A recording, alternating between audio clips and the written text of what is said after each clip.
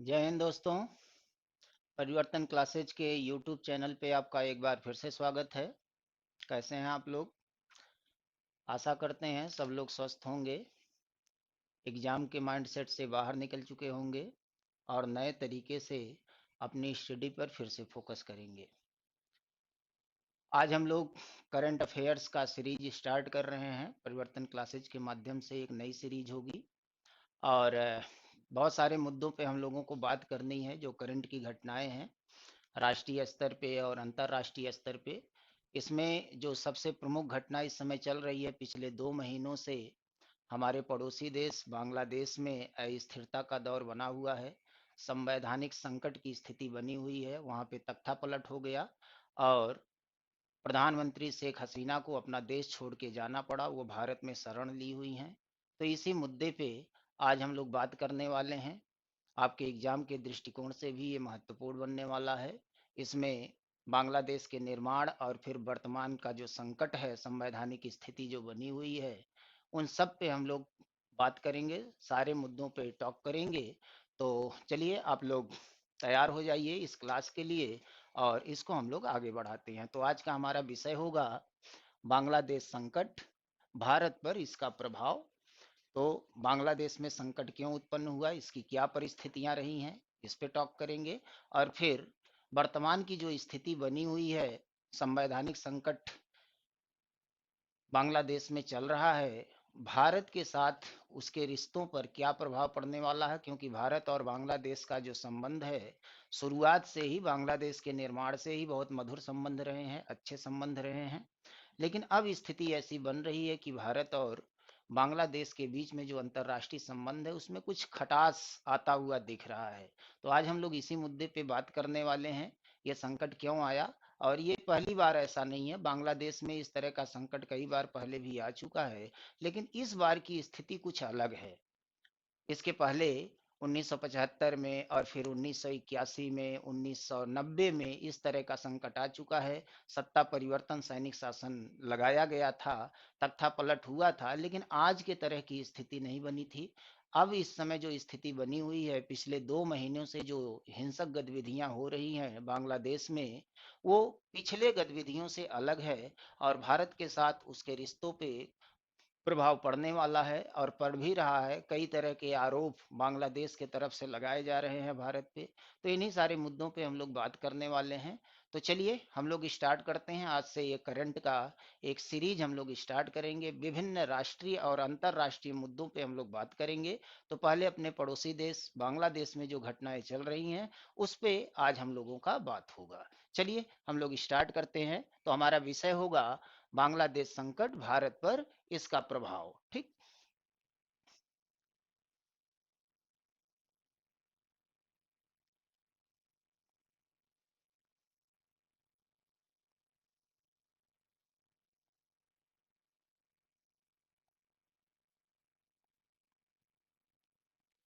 भारत के पूर्व प्रधानमंत्री स्वर्गीय अटल बिहारी वाजपेयी ने कहा था कि हम अपना पड़ोसी तो नहीं बदल सकते, लेकिन पड़ोसियों के साथ अपने रिश्तों को बदल सकते हैं, रिश्तों को सुधारा जा सकता है। तो इस समय एक बार फिर से अंतर्राष्ट्रीय स्तर पे जो भारत और उसके पड़ोसी देश हैं उनके बीच के रिश्तों को देखेंगे तो पाकिस्तान और चीन को छोड़ के बाकी जितने भी हमारे पड़ोसी देश हैं उनके साथ हमारे रिलेशंस अच्छे रहे हैं, शुरू से ही अच्छे रहे हैं।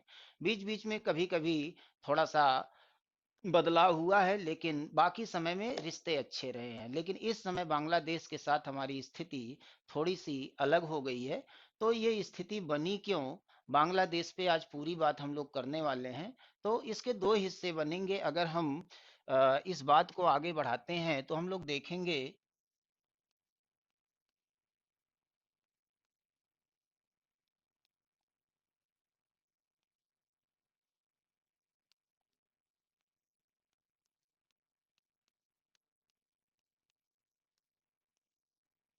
बांग्लादेश के पूरे मामले को समझने के लिए इसको हमको दो भागों में इसको जानना पड़ेगा। पहले तो हम लोग ये देखेंगे कि बांग्लादेश जो कभी पूर्वी पाकिस्तान हुआ करता था, वो बांग्लादेश बना कैसे, यानी बांग्लादेश का निर्माण कैसे हुआ, और निर्माण के बाद से ही बांग्लादेश अस्थिरता के दौर से बार बार गुजरता रहा है।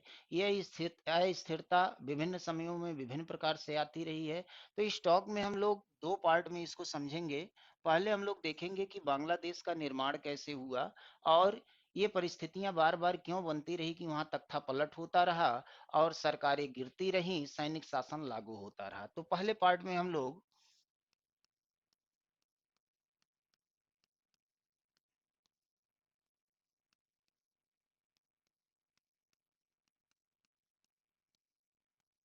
बांग्लादेश का निर्माण देखेंगे कि बांग्लादेश बना कैसे, क्योंकि 1947 में जब हमारा देश आजाद हुआ तो उस समय बांग्लादेश जैसा कोई देश एग्जिस्ट नहीं करता था। आजादी के समय जब अंग्रेज भारत से जाने लगे तो उस समय भारत का विभाजन किया गया, और ये विभाजन भारत और पाकिस्तान के रूप में हुआ। पाकिस्तान जो अलग देश के रूप में बना, इसके दो हिस्से बनते हैं, इससे तो आप परिचित ही होंगे। एक पश्चिमी पाकिस्तान बनता है, एक पूर्वी पाकिस्तान बनता है, और फिर भारतीय शासन व्यवस्था पाकिस्तानी शासन व्यवस्था से अलग हो जाती है। तो बाद में ये बांग्लादेश कैसे बना, तो सबसे पहले हम इस हिस्से पे बात करेंगे कि बांग्लादेश बना कैसे, और उसके बाद वर्तमान समय में जो बांग्लादेश की स्थिति बनी हुई है, जो चुनौती बनी हुई है, उस पे बात करेंगे।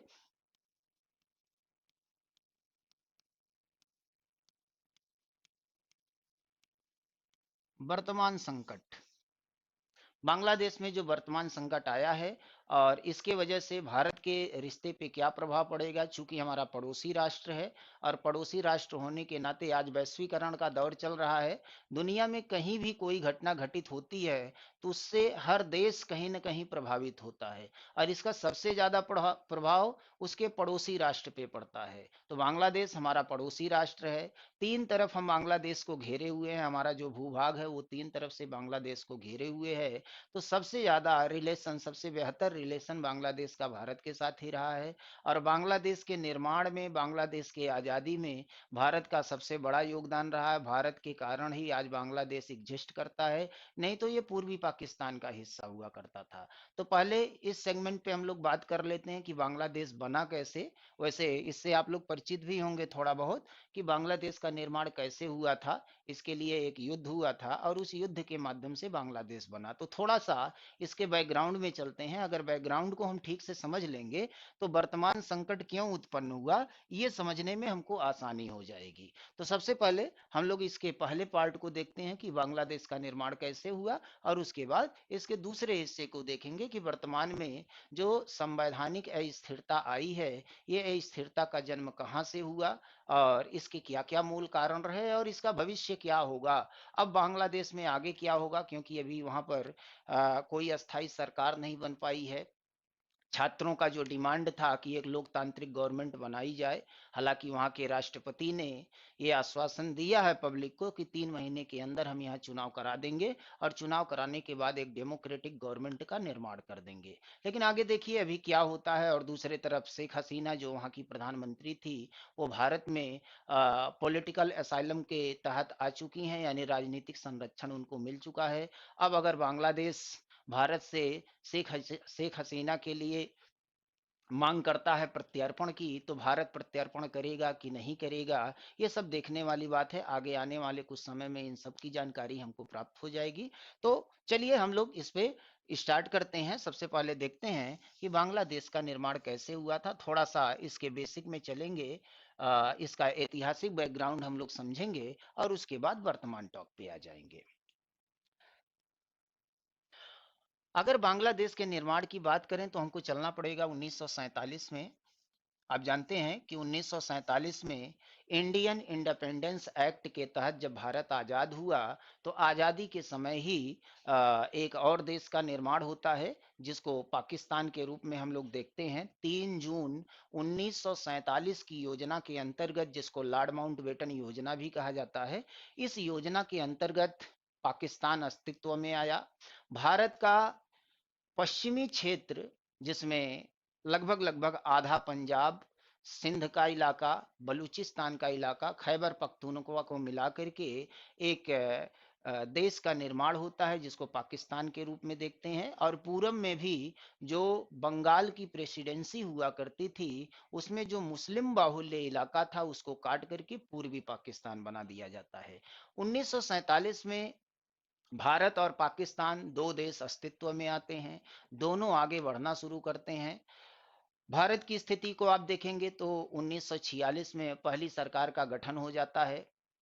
पंडित जवाहरलाल नेहरू के अगुवाई में एक अंतरिम सरकार का गठन किया जाता है, और यह सरकार 1950 तक चलती है।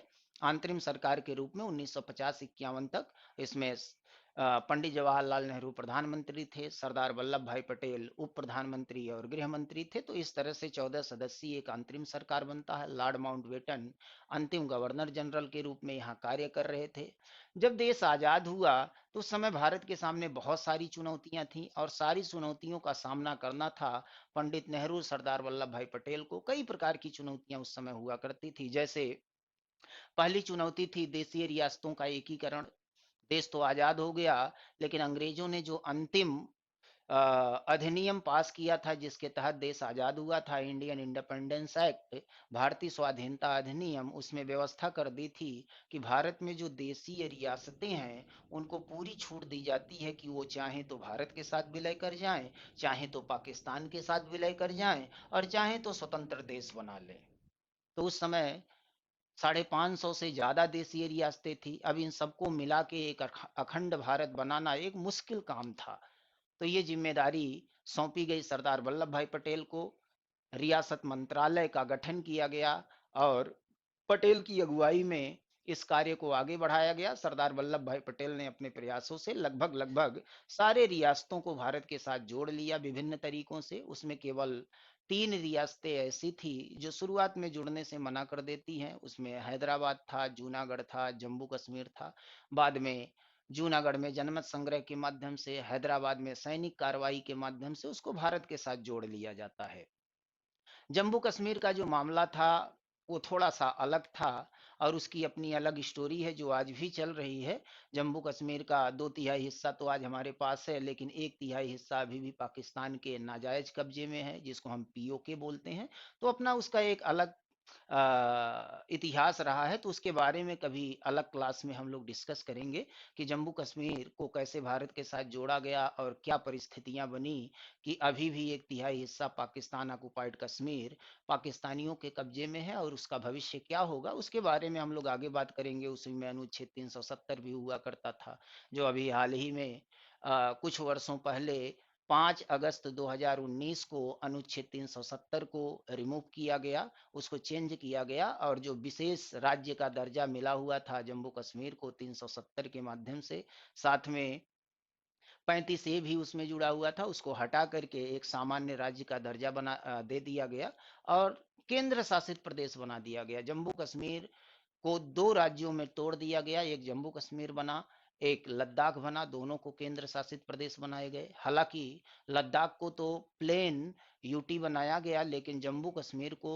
दिल्ली के तर्ज पे केंद्र शासित प्रदेश बनाया गया, यानी यहाँ वहां पर विधानसभा को बरकरार रखा गया, वहां चीफ मिनिस्टर बनाया जाएगा। तो वो उसके बारे में हम लोग आगे देखेंगे। तो 1947 में एक समस्या देशी रियासतों के एकीकरण का था, उस पे काम हुआ। दूसरी समस्या थी जब देश का विभाजन हुआ, पाकिस्तान बना, तो लोगों को आजादी दी गई कि जो लोग भारत से पाकिस्तान जाना चाहें पाकिस्तान जा सकते हैं, जो पाकिस्तान से भारत आना चाहें भारत आ सकते हैं, जो जहां पे बसना चाहे बस सकता। तो लाखों लोग भारत से पाकिस्तान जाने लगे और पाकिस्तान से भारत आने लगे। तो जो लोग पाकिस्तान से भारत आ रहे थे उनको भारत की नागरिकता कैसे दी जाए, उसका क्या उपबंध हो, एक बहुत बड़ी समस्या थी, क्योंकि 2-4 हजार लोग नहीं थे, लाखों की संख्या में लोग पलायन कर रहे थे, प्रवास कर रहे थे। तो पाकिस्तान से जो लोग भारत आ रहे थे उनको भारत की नागरिकता कैसे दी जाए, इस संबंध में भारतीय संविधान में अनुच्छेद 6 और 7 में इसका वर्णन किया गया है कि किस तरह से इन लोगों को नागरिकता दी जाएगी। तो एक समस्या थी, उस समस्या का निराकरण उस समय किया गया। उसके बाद कुछ और भी समस्याएं थी उस समय, जैसे जम्मू कश्मीर का जो मामला था, तो पाकिस्तान चाहता था जम्मू कश्मीर हमारे कब्जे में आ जाए।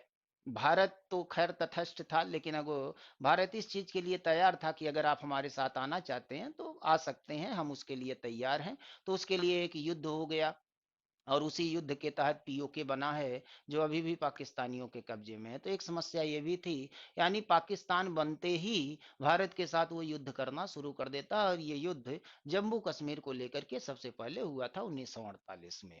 दोनों देश धीरे धीरे आगे बढ़ते हैं। भारत अपना विकास आरंभ करता है पंचवर्षीय योजनाओं के साथ। पहली पंचवर्षीय योजना 1951 में बनाई जाती है, और उसी के तहत पहले कृषि को आधार बनाया जाता है, फिर व्यवसाय को आधार बनाया जाता है, भारत का डेवलपमेंट शुरू हो जाता है। 1964 तक पंडित जवाहरलाल नेहरू प्रधानमंत्री के पद पे रहते हैं। उसी बीच में भारत और चाइना का युद्ध भी होता है 1962 में, जिसमें दुर्भाग्य से भारतीय सेना हार जाती है। इससे नेहरू जी को बहुत धक्का लगता है, कि नेहरू, क्योंकि नेहरू जी चाइना के साथ ज्यादा अटैचमेंट में थे। चाइना की जो साम्यवादी नीति थी, समाजवादी नीति थी, उससे प्रभावित थे, और हिंदी चीनी भाई भाई का नारा देते थे। लेकिन चाइना ने जब पीठ पीछे वार किया, तो इससे बहुत ज्यादा आघात लगता है नेहरू जी को, और कहा जाता है 1964 में उसी से उनकी मृत्यु हो जाती है। 64 में जब उनकी मृत्यु होती है तो लाल बहादुर शास्त्री आते हैं। लाल बहादुर शास्त्री के प्रधानमंत्री बनते ही पाकिस्तान भारत पे आक्रमण कर देता है फिर से। एक बार तो हार गया था 1948 में जम्मू कश्मीर के मामले को लेके, दोबारा फिर आक्रमण करता है। उसको लगता है कि चाइना ने भारत को हरा दिया तो हम भी भारत को हरा देंगे, लेकिन इस बार भारतीय सेना पूर्ण रूप से तैयार थी, और बुरी तरीके से पराजित करती है पाकिस्तानी सेना को। तो 1965 का युद्ध हुआ, और फिर एक समझौता होता है ताशकंद में, जो कि उस समय रूस का हिस्सा हुआ करता था, यूएसएसआर का। और वहाँ पे समझौता होता है लाल बहादुर शास्त्री और पाकिस्तान के बीच में। उस समझौते के माध्यम से जीते हुए इलाके को हम वापस कर देते हैं पाकिस्तान को। उसी दिन, जिस दिन समझौता हुआ था, उसी दिन लाल बहादुर शास्त्री की भी मृत्यु हो जाती है रहस्यमयी तरीके से। वो भी एक कॉन्फ्रेंस ही है कि कैसे मृत्यु हुई थी, उस पे नहीं जाएंगे हम लोग। उसके बाद इंदिरा गांधी प्रधानमंत्री बनती हैं। 1966-67 में इंदिरा गांधी प्रधानमंत्री बनी। उनके पास बहुत बेहतर स्तर का बहुमत नहीं था, और यही कारण है कि वो एक साल पहले ही लोकसभा को भंग करा देती हैं, और भंग कराने के बाद चुनाव करा देती हैं। 1971 का जब चुनाव हुआ तो प्रचंड बहुमत के साथ इंदिरा गांधी प्रधानमंत्री बनती हैं। तो इस तरह से भारत का अपना एक ऐतिहासिक क्रम आगे बढ़ता है। आजादी के बाद का जो इतिहास है वो आगे बढ़ता है। अब थोड़ा सा हम लोग निगाह डाल लेते हैं पाकिस्तान की तरफ। पाकिस्तान में क्या हुआ? 1947 में जब देश आजाद हुआ, बात हम लोग पाकिस्तान की ही करेंगे, क्योंकि आगे बात हम लोगों को बांग्लादेश की करनी है, और बांग्लादेश की उत्पत्ति ही पाकिस्तान से होता है। तो 1947 में जब हमारा देश आजाद हुआ, पाकिस्तान भी बना उसी समय। तो पश्चिम में भी पाकिस्तान, पूरब में भी पाकिस्तान, बीच में तो गलियारा मांग रहे थे जिन्ना, कि गलियारा दे दो। हम पश्चिमी पाकिस्तान से पूर्वी पाकिस्तान जाएंगे कैसे? बीच में एक रास्ता चाहिए, गलियारा चाहिए। वो तो सरदार पटेल ने कहा कुछ नहीं मिलेगा, जो लेना था ले चुके हो, जाओ हिंद महासागर होते हुए पूर्वी पाकिस्तान तक जाओ। तो पाकिस्तान के दो हिस्से बन गए। एक पश्चिमी पाकिस्तान बना, जो पंजाब, सिंध और बलूचिस्तान के इलाके को मिला के बनाया गया था, और जो पूर्वी पाकिस्तान है वो बंगाल के कुछ हिस्सों को, जो मुस्लिम बाहुल्य था, उसको काट करके पूर्वी पाकिस्तान बनाया गया। अब इनका विकास क्रम कैसे आगे बढ़ता है? जब पाकिस्तान बना, दोनों देश बने भारत और पाकिस्तान, तो भारत ने तो अपने आप को सेकुलर स्टेट घोषित किया कि भारत एक पंथ निरपेक्ष राज्य होगा। किसी भी धर्म के लोग यहाँ पे रह सकते हैं, सभी धर्म के लोगों को बराबरी का दर्जा दिया जाएगा, यानी भारत एक पंथ निरपेक्ष राष्ट्र बना। भारतीय संविधान में इसका वर्णन किया गया है। हालांकि शुरुआत में पंथ निरपेक्षता शब्द नहीं था संविधान में, इसको बाद में जोड़ा गया 42वें संविधान संशोधन 1976 में सेकुलर वर्ड जोड़ा गया भारतीय संविधान के प्रस्तावना में। लेकिन प्रस्तावना में सेकुलर वर्ड हो ना हो, लेकिन उसके अतिरिक्त भी संविधान में बहुत सारे ऐसे अनुच्छेद हैं जिससे स्पष्ट हो जाता कि India is a secular nation, Bharat पंथ निरपेक्ष राष्ट्र है। और पंथ निरपेक्षता का मतलब आप समझते होंगे कि ऐसा राष्ट्र जहां पर सभी धर्म के लोगों को बराबरी का दर्जा मिले। कोई भी धर्म, जहां पर राष्ट्रीय धर्म ना हो, धर्म के अनुसार शासन व्यवस्था ना चले, राजनीतिक कार्यों में कोई धार्मिक हस्तक्षेप ना हो, तो ऐसे राष्ट्र को पंथ निरपेक्ष या धर्मनिरपेक्ष राष्ट्र कहा जाता है। तो इंडिया एक सेकुलर नेशन बना, पंथ निरपेक्ष राष्ट्र बना, लेकिन पाकिस्तान का निर्माण ही धर्म के नाम पर किया गया था, इस्लाम के नाम पे किया गया था। तो उसने अपने आप को इस्लामिक रिपब्लिक ऑफ पाकिस्तान घोषित किया कि भारत एक मुस्लिम राष्ट्र होगा। लेकिन हुआ क्या कि पश्चिमी पाकिस्तान जो पंजाब, सिंध और बलूचिस्तान इलाके को मिलाकर बनाया गया था, यहाँ के लोग ज्यादातर पंजाबी बोलते थे, सिंधी बोलते थे, कुछ बलूची थे। और जो पूर्वी पाकिस्तान था ये बंगाल से कट करके अलग हुआ था, तो यहाँ के लोग बंगला भाषा, बंगाली भाषा का इस्तेमाल करते थे। अब हुआ क्या कि जब पाकिस्तान बना, तो इन लोगों ने सोचा कि हम एक इस्लामिक स्टेट बनेंगे, तो हमारी भाषा भी कुछ अलग तरह की होनी चाहिए। तो भाषा को लेकर इन लोगों ने उर्दू भाषा को अपना राष्ट्रभाषा बनाया। और उर्दू भाषा आप जानते हैं कि इसमें हिंदी भाषा का व्याकरण है और फारसी भाषा के शब्द हैं, इन्हीं को मिला करके उर्दू भाषा बनी हुई है। और उर्दू भाषा का जो विकास है, जो जन्म है, ये दिल्ली, मेरठ और कुछ हैदराबाद के आसपास के इलाकों में इसका जन्म हुआ था। लेकिन उर्दू को इन लोगों ने मान्यता दे दिया। लेकिन जो पूर्वी पाकिस्तान के लोग थे ये बांग्ला भाषी थे, यानी ये उर्दू नहीं बोलते थे। तो हुआ क्या कि भाषा के आधार पर इन दोनों भूभागों के बीच में एक कंट्रास्ट उत्पन्न हो जाता है, यानी पश्चिमी पाकिस्तान और पूर्वी पाकिस्तान के बीच में भाषा को लेकर के एक विवाद उत्पन्न हो जाता है। पश्चिमी पाकिस्तान के जो नेता थे वो हमेशा चाहते थे कि पूरा का पूरा पाकिस्तान पश्चिमी पाकिस्तान से गवर्न होना चाहिए। लेकिन अगर जनसंख्या को देखेंगे तो जनसंख्या के मामले में पूर्वी पाकिस्तान की जनसंख्या पश्चिमी पाकिस्तान की जनसंख्या से ज्यादा था। इसीलिए वहां पे जो नेशनल असेंबली है, जैसे हमारे यहाँ लोकसभा है, वहां पे जो नेशनल असेंबली है उसमें 300 सीटें हुआ करती थी। और उसमें से करीब 162 सीटें पूर्वी पाकिस्तान के लिए था और 138 सीटें पश्चिमी पाकिस्तान के लिए था, क्योंकि जनसंख्या ज्यादा थी पूर्वी पाकिस्तान की। और पूर्वी पाकिस्तान में करीब करीब 1 करोड़ हिंदू भी निवास कर रहे थे। जब देश आजाद हुआ, देश का बंटवारा हुआ, तो पलायन खूब हुआ, लेकिन बहुत सारे ऐसे परिवार थे, गरीब लोग थे, गैर राजनीतिक लोग थे, जिनको पता ही नहीं था कि देश का विभाजन हो रहा और विभाजन होने से क्या फर्क पड़ने वाला है। उनको कुछ पता नहीं था। उनको तो मतलब था एक जगह रहना है, जीवन जीना है और परिवार को आगे बढ़ाना है। तो वो लोग कहीं गए नहीं, पलायन नहीं किए, वहीं पे रह गए। तो देश का विभाजन हो गया। और विभाजन के समय अगर आप देखेंगे तो पाकिस्तान में करीब 21% जनसंख्या ऐसी थी जो गैर मुस्लिम थी, जो अल्पसंख्यक वर्ग थे। उसमें हिंदू थे, उसमें सिख थे और अन्य धर्मों के लोगों थे। लगभग लगभग 21% की जनसंख्या गैर मुस्लिम थी, वहां पे वो अल्पसंख्यक थे। लेकिन अगर आज आप देखेंगे तो ये करीब करीब 1.5% बचे हुए हैं। तो ये 20% की जनसंख्या कहाँ चली गई?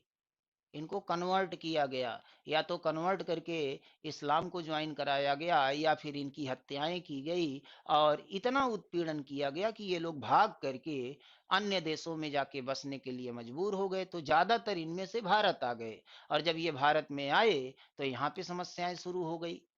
इसी के लिए अभी कुछ दिन पहले 2019 में 5 अगस्त 2019 को 370 हटाया गया। और इसी 2019 में एक और अधिनियम बनाया गया था भारतीय संसद के द्वारा, आप लोग इसके न्यूज में रहे होंगे। और उस अधिनियम को CAA 2019 के नाम से जाना जाता है। इस पे खूब बवाल हुआ था पूरे देश में। शाहीन बाग में आंदोलन भी हुआ था, एक लंबा प्रोटेस्ट चला था। वो तो कोरोना काल आ गया और लॉकडाउन हो गया पूरे देश में, तो ये आंदोलन स्थगित हो गया था। तो CAA में मामला ही यही था कि पाकिस्तान, अफगानिस्तान और बांग्लादेश से आए हुए जो गैर मुसलमान समुदाय के लोग थे, जो वहां पे धार्मिक उत्पीड़न के शिकार थे, वो लोग धार्मिक उत्पीड़न के कारण जब छोड़ करके भारत में आए थे, तो यहाँ पर भारत सरकार ने इनको थोड़ा सा रिलीफ दिया। कहा कि चूंकि ये गैर मुसलमान है और ये मुस्लिम देश है, अगर इन देशों में इनके साथ कोई धार्मिक उत्पीड़न हुआ है और उसकी वजह से ये भारत में आए हैं, तो इनको हम भारत की नागरिकता प्रदान करेंगे। और नागरिकता प्रदान करने के लिए नागरिकता अधिनियम 1955 में संशोधन किया गया और CAA 2019 लाया गया। इसके तहत इनको कुछ छूट दी गई और उस छूट के माध्यम से इनको नागरिकता देने के लिए प्राविधान कर दिया गया। तो इसमें एक आंदोलन हो गया था, भारत के मुस्लिम समाज के लोगों ने आंदोलन किया कि जब सभी धर्म के लोगों को, 6 धर्म के लोगों को ये छूट दिया जा रहा है भारत का नागरिक बनाने के लिए, तो मुसलमानों को क्यों छोड़ दिया गया। तो सरकार का अपना तर्क था कि चूंकि ये तीनों देश मुस्लिम देश हैं, इसलिए इनके साथ धर्म के आधार पर कोई भेदभाव हो नहीं सकता, इसीलिए इन 6 धर्मों को मान्यता दिया गया। खैर वो अलग की बात है। तो CAA 2019 आया था। तो यहाँ पर 1947 में जब देश आजाद हुआ और पूर्वी पाकिस्तान पश्चिमी पाकिस्तान बना, तो भाषा के आधार पे इन लोगों के बीच में विरोधाभास उत्पन्न हो गया। जनसंख्या के मामले में पश्चिमी पाकिस्तान की जनसंख्या कम थी, पूर्वी पाकिस्तान की जनसंख्या ज्यादा थी, इसलिए नेशनल असेंबली में भी इनका प्रतिनिधित्व ज्यादा था। अब पश्चिमी पाकिस्तान के जो नेता थे, खासकर जो पंजाब और सिंध के क्षेत्र के नेता थे, राजनीतिक पार्टियां थी, वो लोग चाहते थे कि पश्चिमी पाकिस्तान से ही पूरा पाकिस्तान गवर्न होना चाहिए। यानी सरकार पश्चिमी पाकिस्तान में बने और यही सरकार पूर्वी पाकिस्तान को भी चलाए, क्योंकि ये उर्दू भाषी थे और ये मानते थे कि हम श्रेष्ठ हैं, और पूर्वी पाकिस्तान के बांग्लादेशी मुसलमानों को हेय दृष्टि से देखते थे, इनको दोहरे दूसरे दर्जे का मुसलमान मानते थे, सेकेंडरी मानते थे। ये स्थितियां बन गई।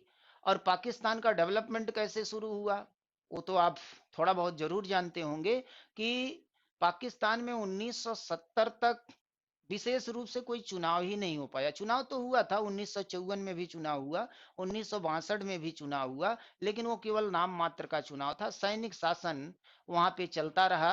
और 1970 में पहली बार चुनाव के लिए घोषणा की गई। उस समय भी सैनिक शासन चल रहा था, तख्तापलट के माध्यम से याहिया खान उस समय सैनिक तानाशाह हुआ करते थे, उनको लगा कि अब स्थिति ठीक है पाकिस्तान में और सामान्य रूप से चुनाव कराया जा सकता है। तो 1970 में चुनाव की घोषणा होती है और यहीं से हमारा इतिहास क्रम शुरू होगा। तो चलिए देखते हैं क्या हुआ था इस चुनाव में, और इस चुनाव के परिणाम स्वरूप क्या ऐसी परिस्थिति बनी कि एक नए देश का जन्म हुआ, जिसको हम बांग्लादेश के रूप में जानते हैं। ठीक है।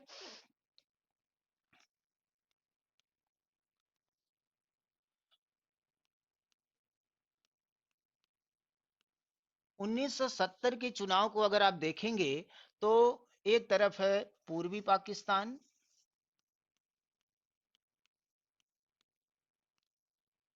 और दूसरे तरफ है पश्चिमी पाकिस्तान। पश्चिमी पाकिस्तान में एक पार्टी है, triple P, PPP, Pakistan Peoples Party, और जिसकी अगुवाई कर रहे थे जुल्फिकार अली भुट्टो। बेनजीर भुट्टो का नाम सुने होंगे, और इस समय पाकिस्तान में एक नेता हैं बिलावल भुट्टो, उनके दादाजी थे बेनजीर भुट्टो के पिताजी। तो जुल्फिकार अली भुट्टो,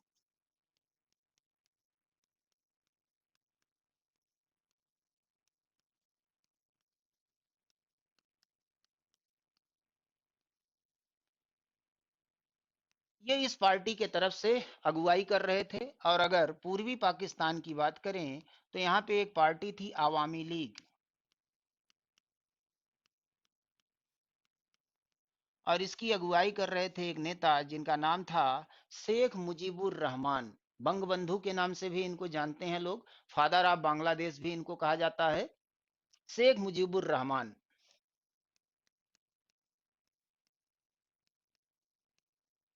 इन्हीं की पुत्री हैं शेख हसीना, जो अभी 5 अगस्त को बांग्लादेश छोड़ करके भारत में शरण ली है। तो शेख मुजीब या मुजीबुर रहमान आवामी लीग से चुनाव लड़ रहे थे। दोनों पार्टियों ने अपने अपने घोषणा पत्र में अपनी अपनी बातें रखी। जुल्फिकार अली भुट्टो रोटी कपड़ा और मकान पे चुनाव लड़े, कि इसके लिए हम व्यवस्था करेंगे और देश का विकास करेंगे। अवामी लीग में जो शेख मुजीबुर रहमान थे, ये बांग्ला स्वाभिमान और बांग्ला भाषा के नाम पर चुनाव लड़े और खूब पॉपुलर हुए पूर्वी पाकिस्तान में। और जब चुनाव संपन्न हुआ तो इस चुनाव में, वैसे तो पश्चिमी पाकिस्तान के लोग चाहते थे कि पश्चिम का ही प्रधानमंत्री बने और वही पूरे पाकिस्तान को चलाए, लेकिन ऐसा हुआ नहीं। चूंकि पॉपुलेशन पूर्वी पाकिस्तान का ज्यादा था, तो करीब करीब 162 सीटें थी टोटल पूर्वी पाकिस्तान में। 160 सीट शेख मुजीबुर रहमान को प्राप्त हो जाता है और 140 सीट जुल्फिकार अली भुट्टो के पार्टी को मिलता है। ये लगभग लगभग स्थिति थी उस समय की। और बहुमत के लिए 151 सीट चाहिए था। इस हिसाब से प्रधानमंत्री पद के दावेदार बन गए कौन? जुल्फिकार अली भुट्टो। लेकिन पश्चिमी पाकिस्तान इसके लिए तैयार नहीं था। पश्चिमी पाकिस्तान चाहता था कि जुल्फिकार अली भुट्टो ही प्रधानमंत्री बने। इसके लिए जुल्फिकार अली भुट्टो और वहां के सैनिक तानाशाह उस समय के याहिया खान दोनों बारी बारी से मुलाकात करते हैं। शेख मुजीबुर रहमान से बातचीत होती है, लेकिन शेख मुजीब इसके लिए तैयार नहीं होते हैं, पूर्वी पाकिस्तान इसके लिए तैयार नहीं होता है। और जब तैयार नहीं होते हैं तो याहिया खान ने जुल्फिकार अली भुट्टो को प्रधानमंत्री घोषित करवा दिया। और यहीं से शुरू होता है एक संघर्ष। जबरन असंवैधानिक तरीके से जुल्फिकार अली भुट्टो को प्रधानमंत्री का पद प्रदान कर दिया जाता है और हो जाता है संघर्ष। अब यहाँ पे शेख मुजीबुर रहमान ने इसके विरोध में सविनय अवज्ञा आंदोलन चलाने का निर्णय ले लिया और बांग्लादेश नामक देश के रूप में इसको घोषित कर दिया कि अब हमको बांग्लादेश चाहिए, एक नए देश का निर्माण होना चाहिए, हम पश्चिमी पाकिस्तान के लोगों के साथ नहीं रह सकते। अब यहाँ से स्थिति शुरू होती है स्वतंत्र बांग्लादेश।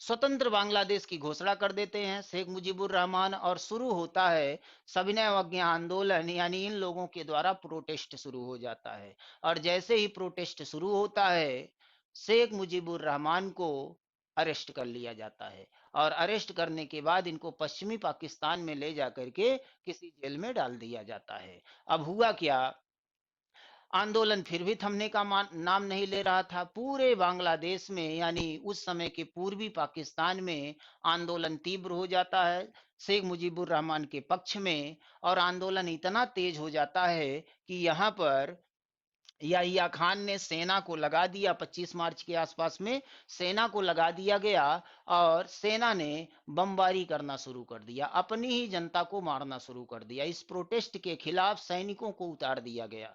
और हुआ क्या, जो रिपोर्ट आई बाद में, उसको जान के आपको हैरानी होगी कि इस प्रोटेस्ट में और सेना के साथ जो लड़ाई हुई उसमें करीब करीब 30 लाख लोगों की हत्या की गई। 30 लाख लोगों की हत्या हुई थी और करीब 4 लाख महिलाओं के साथ रेप हुआ था। इस तरह का अत्याचार पश्चिमी पाकिस्तान अपने ही देश की जनता के साथ कर रही थी। फिर भी प्रोटेस्ट नहीं रुक रहा था। अब जब बमबारी शुरू हो गई तो इस क्षेत्र में रहने वाली जो जनता है वो कहां जाएगी? तीन तरफ तो भारत से घिरा हुआ है, एक तरफ बंगाल की खाड़ी है, तो ये लोग जाएंगे कहाँ? अब ये लोग भाग भाग करके भारत की तरफ मुड़ना शुरू हो गए। त्रिपुरा, पश्चिम बंगाल, उसके आसपास के जितने भी राज्य हैं उन क्षेत्रों में ये लोग भागना शुरू कर देते हैं। लेकिन भारतीय बॉर्डर पे यहाँ तो बीएसएफ लगी हुई है, ये लोग आएंगे कैसे? तो उस समय भारत में इंदिरा गांधी प्रधानमंत्री हुआ करती थी। इंदिरा गांधी ने विचार किया इस पे कि क्या किया जाए। इस समय बांग्लादेश के नागरिकों की जान खतरे में है, इनको कैसे बचाया जाए? तो इंदिरा गांधी ने सेना को आदेश दिया कि बॉर्डर खोल दिया जाए। जो लोग अपनी जान बचाकर भारत में शरण लेना चाहते हैं वो लोग ले सकते हैं। इंदिरा को लगा कि 10-20 हजार लोग आएंगे तो उनको हम शरण दे करके उनको सुरक्षा मुहैया करा देंगे, लेकिन ऐसा हुआ नहीं। देखते ही देखते शुरुआत में 10 लाख लोग आए और अंत में जो आंकड़ा आया था, करीब 1 करोड़ लोग भारत में आ गए अपनी जान बचाने के लिए। अब बताइए 1 करोड़ लोगों को सुरक्षा कैसे दिया जाएगा, उनके लिए भोजन उपलब्ध कैसे कराया जाएगा, उनके रहने की व्यवस्था कैसे की जाएगी, एक बहुत बड़ा चैलेंज हो गया इंदिरा गांधी के लिए। इंदिरा गांधी ने सबके लिए व्यवस्थाएं की, लेकिन पाकिस्तान सरकार से बात करना शुरू किया कि आप अपनी ये समस्या जल्दी से समाप्त करिए और इन लोगों को वापस ले जाइए। पाकिस्तान ने जवाब दिया कि ये हमारा आंतरिक मामला है, इसमें हस्तक्षेप ना करे भारत। बताइए, भारत सुरक्षा भी दे रहा है, लोगों का जान भी बचा रहा है, रोटी कपड़ा भी दे रहा है, और ऐसे कंडीशन में भारत की बात मानने के लिए पाकिस्तान तैयार ही नहीं था। अब क्या करे भारत? भारत ने अमेरिका से भी बातचीत किया कि इस समस्या का जल्दी से निदान कराया जाए, लेकिन अमेरिका उस समय पूर्ण रूप से पाकिस्तान के पक्ष में झुका हुआ था। क्यों? क्योंकि खाड़ी युद्ध चल रहा था, और खाड़ी युद्ध के दौरान पाकिस्तानी जमीन का इस्तेमाल अमेरिका कर रहा था। ऊपर से वियतनाम का संकट उसके सामने था, तो पाकिस्तान का साथ देने के लिए पूर्ण रूप से अमेरिका तैयार था, तो भारत की सुनने के लिए वो तैयार नहीं था। उधर चाइना भी था, चाइना एक दुश्मन हमारा, तो वो भी पाकिस्तान के पक्ष में झुका हुआ था। तो भारत की स्थिति बड़ी दयनीय होने लगी कि ऐसे कंडीशन में क्या किया जाए। तो उस समय इंदिरा गांधी ने एक कैबिनेट स्तर की मीटिंग बुलाया इस समस्या का निराकरण करने के लिए, क्योंकि एक तरफ मारकाट मची हुई थी, मानव अधिकारों का उल्लंघन हो रहा था, दूसरे तरफ लोग भारत में भाग के आ रहे थे, इससे भारत में संकट बढ़ता जा रहा था। तो इसके लिए एक कैबिनेट स्तर की मीटिंग बुलाई जाती है, और इस मीटिंग में सेना अध्यक्ष को भी बुलाया जाता है, और उस समय सैम मानिक शॉ भारत के सेना अध्यक्ष हुआ करते थे, उनको भी बुलाया गया। बातचीत शुरू हुई। इंदिरा गांधी ने सेना अध्यक्ष से कहा कि हम चाहते हैं कि पूर्वी पाकिस्तान पे अटैक किया जाए, युद्ध किया जाए। सैम मानिक शॉ हिचकिचा गए। उन्होंने कहा कि मैडम, आप समझ रही हैं आप क्या कह रही हैं? इंदिरा गांधी ने कहा, बिल्कुल हम समझ रहे हैं हम क्या कह रहे हैं, क्या निर्णय लेने जा रहे हैं। हम चाहते हैं कि जल्द से जल्द इस युद्ध को आरंभ किया जाए, क्योंकि ये समस्या ऐसे निपटने वाली नहीं है। और उस समय आप जानते हैं कि भारत परमाणु संपन्न भी नहीं था, ऊपर से चाइना था, पाकिस्तान था, अमेरिका, इन लोगों का जो गुट था वो भारत पे भारी दबाव बनाया हुआ था। तो ये निर्णय बहुत कड़ा निर्णय था इंदिरा गांधी के लिए। जब मानिक शॉ से पूछा गया तो मानिक शाह ने कहा कि अगर इस समय हम युद्ध करते हैं तो 100% की गारंटी देते हैं कि ये युद्ध हम हार जाएंगे।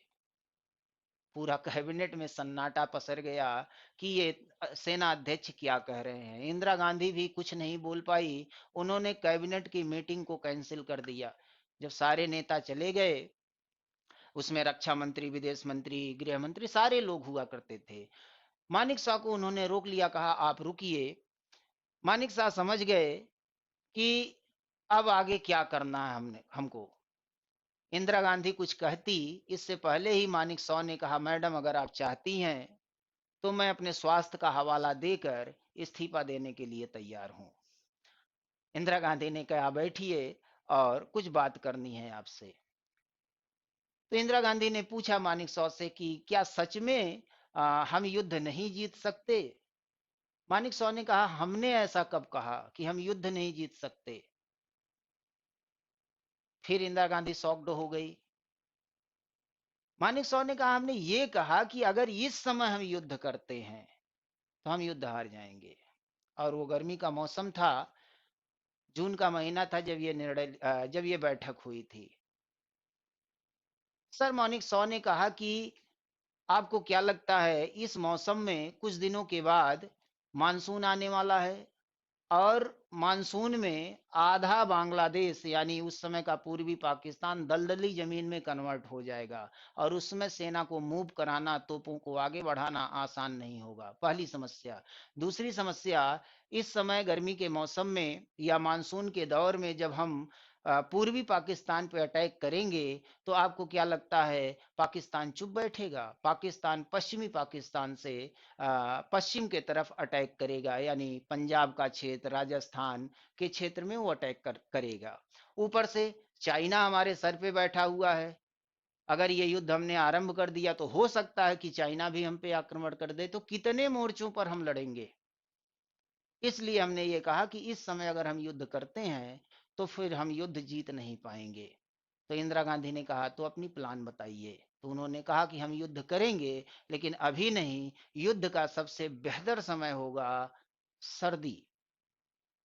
जब सर्दी का मौसम आएगा, हिमालय पे बर्फबारी हो जाएगी, तो फिर चाइना के लिए भारत में घुसना संभव नहीं रह जाएगा। और उस समय जम्मू कश्मीर लद्दाख वाला एरिया भी कवर्ड हो जाएगा और उस क्षेत्र में पाकिस्तान आक्रमण नहीं कर पाएगा। इसलिए युद्ध अगर करना है तो सर्दी का मौसम सबसे बेटर होगा। तो इंदिरा गांधी ने कहा ठीक है, फिर आप टाइम ले लीजिए, लेकिन हमको युद्ध करना ही करना है, क्योंकि ये समस्या ऐसे समाप्त नहीं होगी। बातचीत हुई तो उन्होंने कहा हमको 6 महीने का समय चाहिए। तो टाइम निर्धारित किया गया दिसंबर का महीना, कि दिसंबर में हम लोग अटैक करेंगे, तब तक आप अपनी तैयारी कर लीजिए, यही मीटिंग खत्म हो जाती है। और इधर क्या था, फिर वापस आ जाते हैं शेख मुजीबुर रहमान पर। ये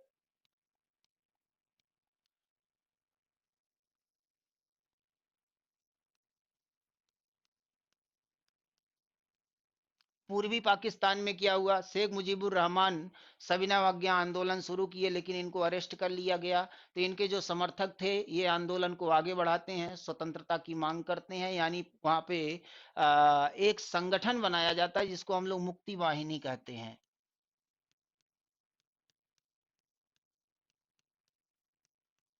अब सेना का मुकाबला यही मुक्ति वाहिनी करती है,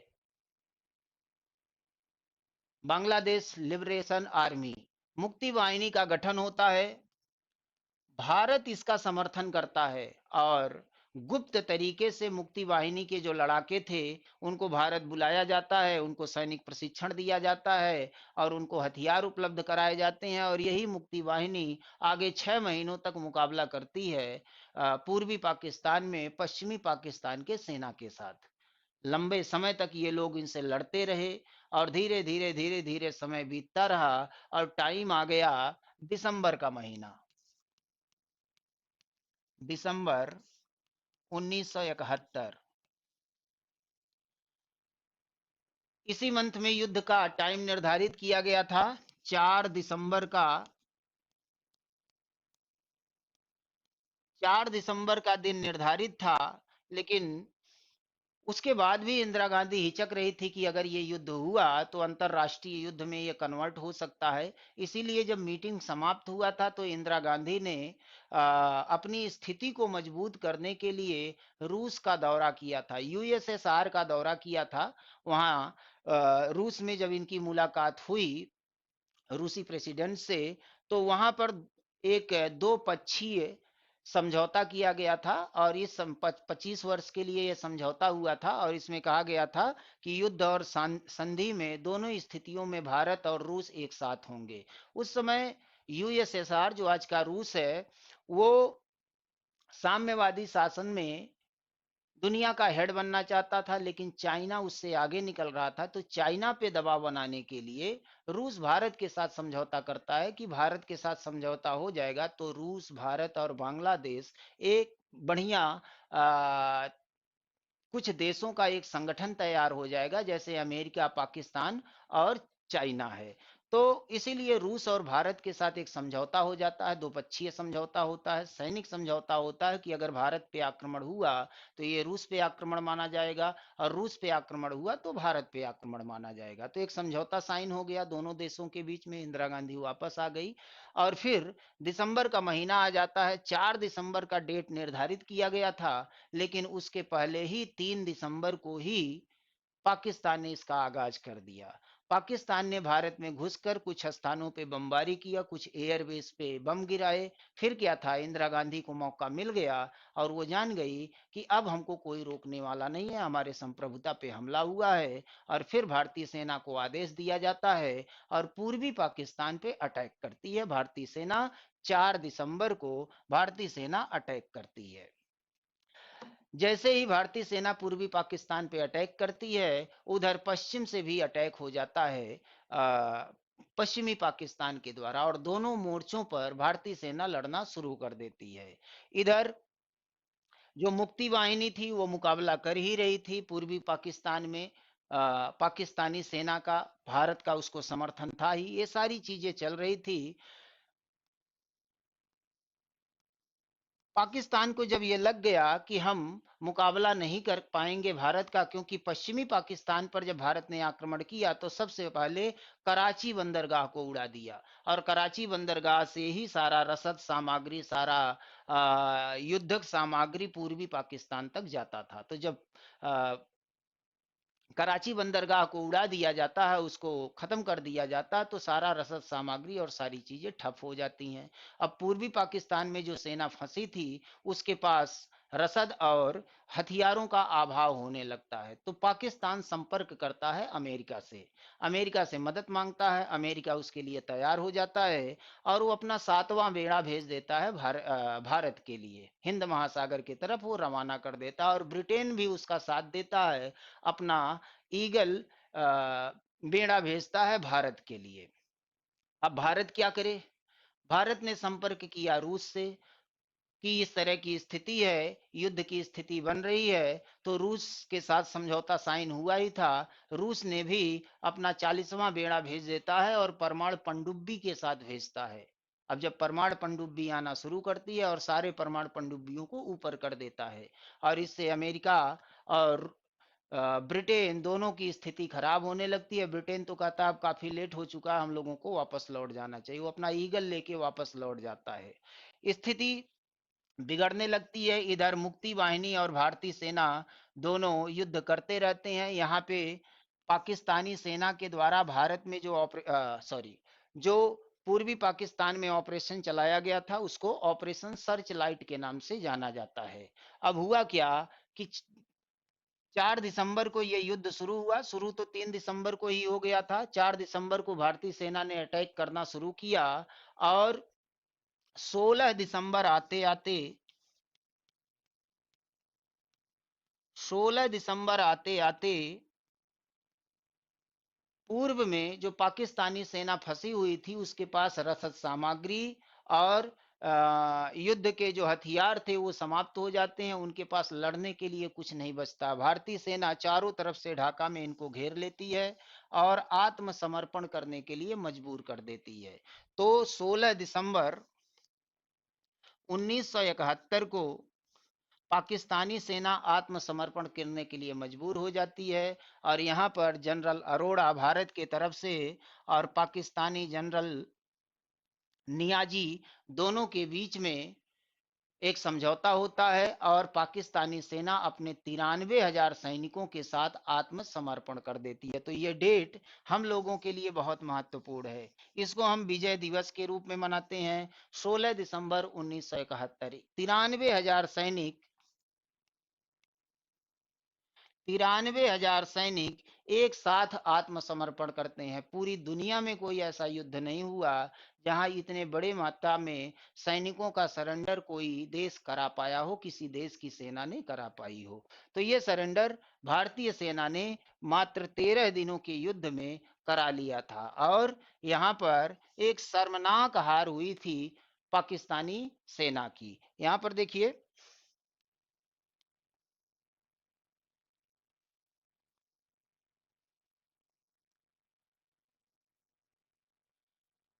इस चित्र को देख रहे होंगे, ये हैं पाकिस्तानी जनरल नियाजी, और ये हैं general Arora, lieutenant general Arora, और इन्हीं के बीच में ये सरेंडर हुआ था, और अंततः इनको भारत के सामने झुकना पड़ा, और ये बहुत बड़ी जीत थी भारतीय सेना की।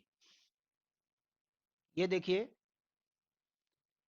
16 दिसंबर 1971 की ये घटना है। इसी को हम विजय दिवस के रूप में मनाते हैं।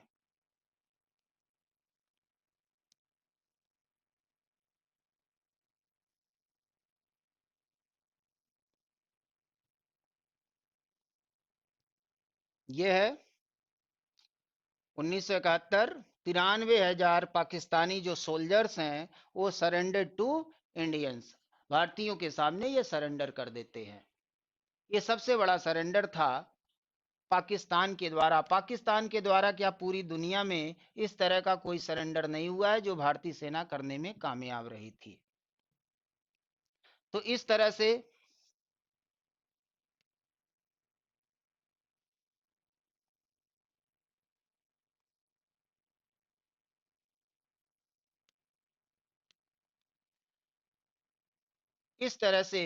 पूर्वी पाकिस्तान अब बांग्लादेश के रूप में कन्वर्ट हो जाता है। भारत ने भी इसको मान्यता दे दिया और अंत में एक समझौता हुआ भारत और पाकिस्तान के प्रधानमंत्रियों के बीच में, इंदिरा गांधी और पाकिस्तान के प्रधानमंत्री दोनों के बीच में एक समझौता हुआ जिसको शिमला समझौता के नाम से जाना जाता है। पूर्वी पाकिस्तान तो बना ही, पश्चिमी पाकिस्तान में भारत लगभग लगभग 25,000 वर्ग किलोमीटर पे कब्जा कर चुका था।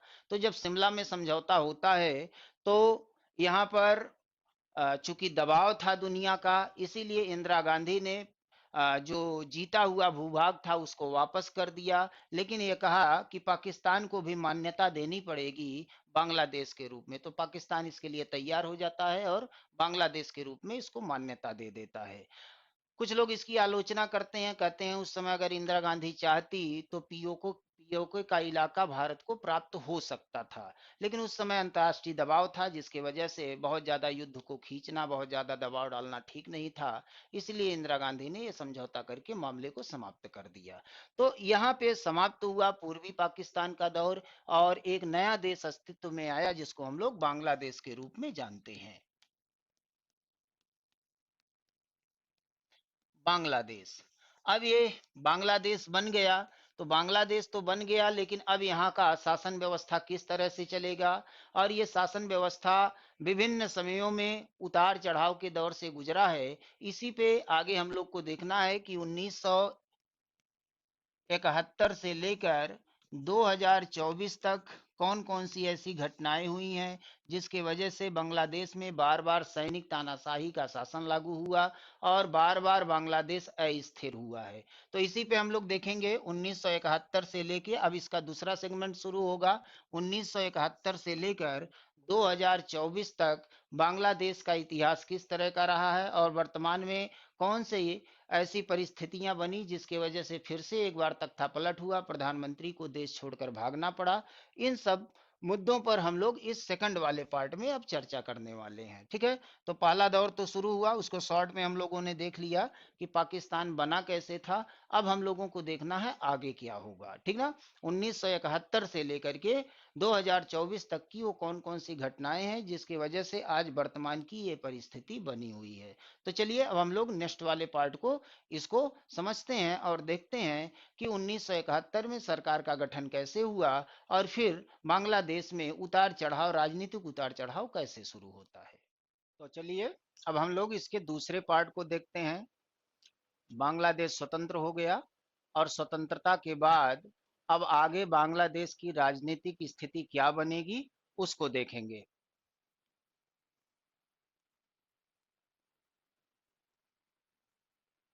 1971 में जब बांग्लादेश स्वतंत्र हुआ तो उस समय शेख मुजीबुर रहमान पाकिस्तान के जेल में थे। तो शिमला समझौता के तहत उनको रिहा कराया जाता है और वो पाकिस्तान से होते हुए पहले भारत में आते हैं और भारत में इंदिरा गांधी के साथ बातचीत करते हैं और फिर वो बांग्लादेश पहुंचते हैं। इन्होंने जो नया बांग्लादेश बना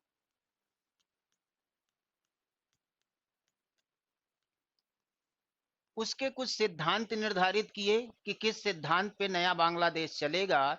इसी को मुजीबवाद के नाम से जाना जाता है, मुजीविज्म। जैसे गांधी जी की विचारधारा पे गांधीवाद चला, वैसे शेख मुजीबुर रहमान जो कि हीरो रहे बांग्लादेश के निर्माण के, उनके वाद पर एक व्यवस्था चलाई गई जिसको मुजीबवाद कहा जाता है, मुजीबवाद। और इस मुजीबवाद में चार चीजों पे इन्होंने फोकस किया, चार विचारधाराओं पे इन्होंने फोकस किया। एक तो नेशनलिज्म था जिसको हम राष्ट्रवाद कहते हैं, राष्ट्रवाद। दूसरा सोशलिज्म यानी समाजवाद। तीसरा सेकुलरिज्म यानी पंथ निरपेक्षवाद।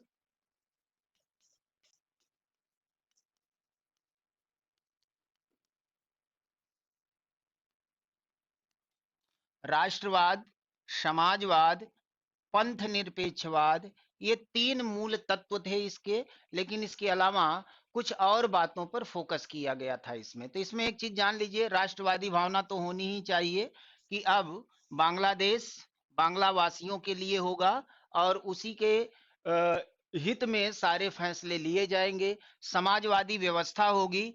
पंथ निरपेक्षवाद को, सेकुलरिज्म को जोड़ा गया इसमें, यानी हमारा देश धर्म प्रधान राष्ट्र नहीं होगा, सभी धर्मों को बराबरी का मौका दिया जाएगा, बराबरी का अधिकार प्रदान किया जाएगा। इसी को कहा जाता है पंथ निरपेक्षवाद। तो मुजीविज्म इसी विचारधारा पे आरंभ होती है और फिर इनको देश का प्राइम मिनिस्टर बनाया जाता है और आगे व्यवस्थाएं शुरू होती हैं। कैसे चलेगा, अब इसको देखते हैं।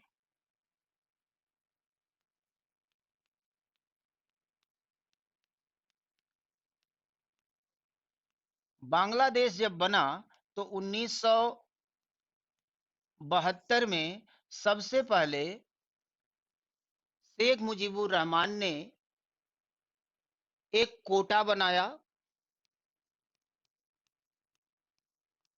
और इस कोटा में 30% का रिजर्वेशन उन लोगों को प्रदान किया जो स्वतंत्रता आंदोलन में हिस्सा लिए थे, यानी जो स्वतंत्रता सेनानी थे। उनको 30% का रिजर्वेशन दिया गया और यही रिजर्वेशन ही आकर के 2024 में सबसे बड़ी समस्या बनेगी और इसी के लिए ये सारे आंदोलन हुए हैं।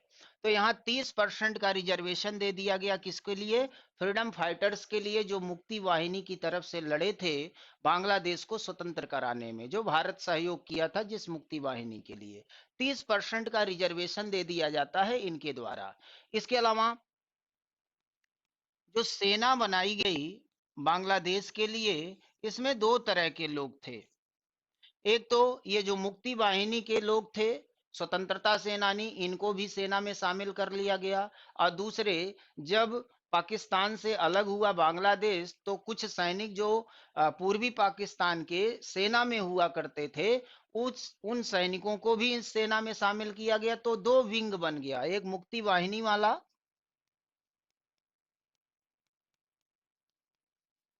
और दूसरा जो पूर्व सैनिक थे, वो बांग्लादेशी सेना में शामिल हो जाते हैं। तो ये दो विंग बन जाता है। अब आगे कैसे प्रक्रिया चलेगी, कैसे चलेगा बांग्लादेश, इसके लिए शेख मुजीबुर रहमान के द्वारा इस राष्ट्रवाद को, पंथ निरपेक्षवाद को और समाजवाद को लेकर के आगे बढ़ा जाता है और इसके माध्यम से शासन व्यवस्था को आगे चलाया जाता है। लेकिन हुआ क्या कि 1975 में 1975 में बांग्लादेश में आर्थिक संकट शुरू हो जाता, क्योंकि युद्ध के दौर से बाहर निकला था, बहुत सारी हत्याएं हुई थी, आर्थिक संकट इसी के वजह से उत्पन्न हो जाता है। और जब आर्थिक संकट उत्पन्न हुआ तो इससे बाहर निकलने के लिए शेख मुजीबुर रहमान ने बहुत सारी योजनाएं बनाई और उसमें से एक योजना ये भी थी कि हमारी सरकार भी बची रहे और आर्थिक संकट से हम लोग उबर भी जाएं। इसके लिए इन्होंने एक नया सिस्टम लॉन्च किया जिसको वन पार्टी सिस्टम के नाम से जाना जाता है। One party system.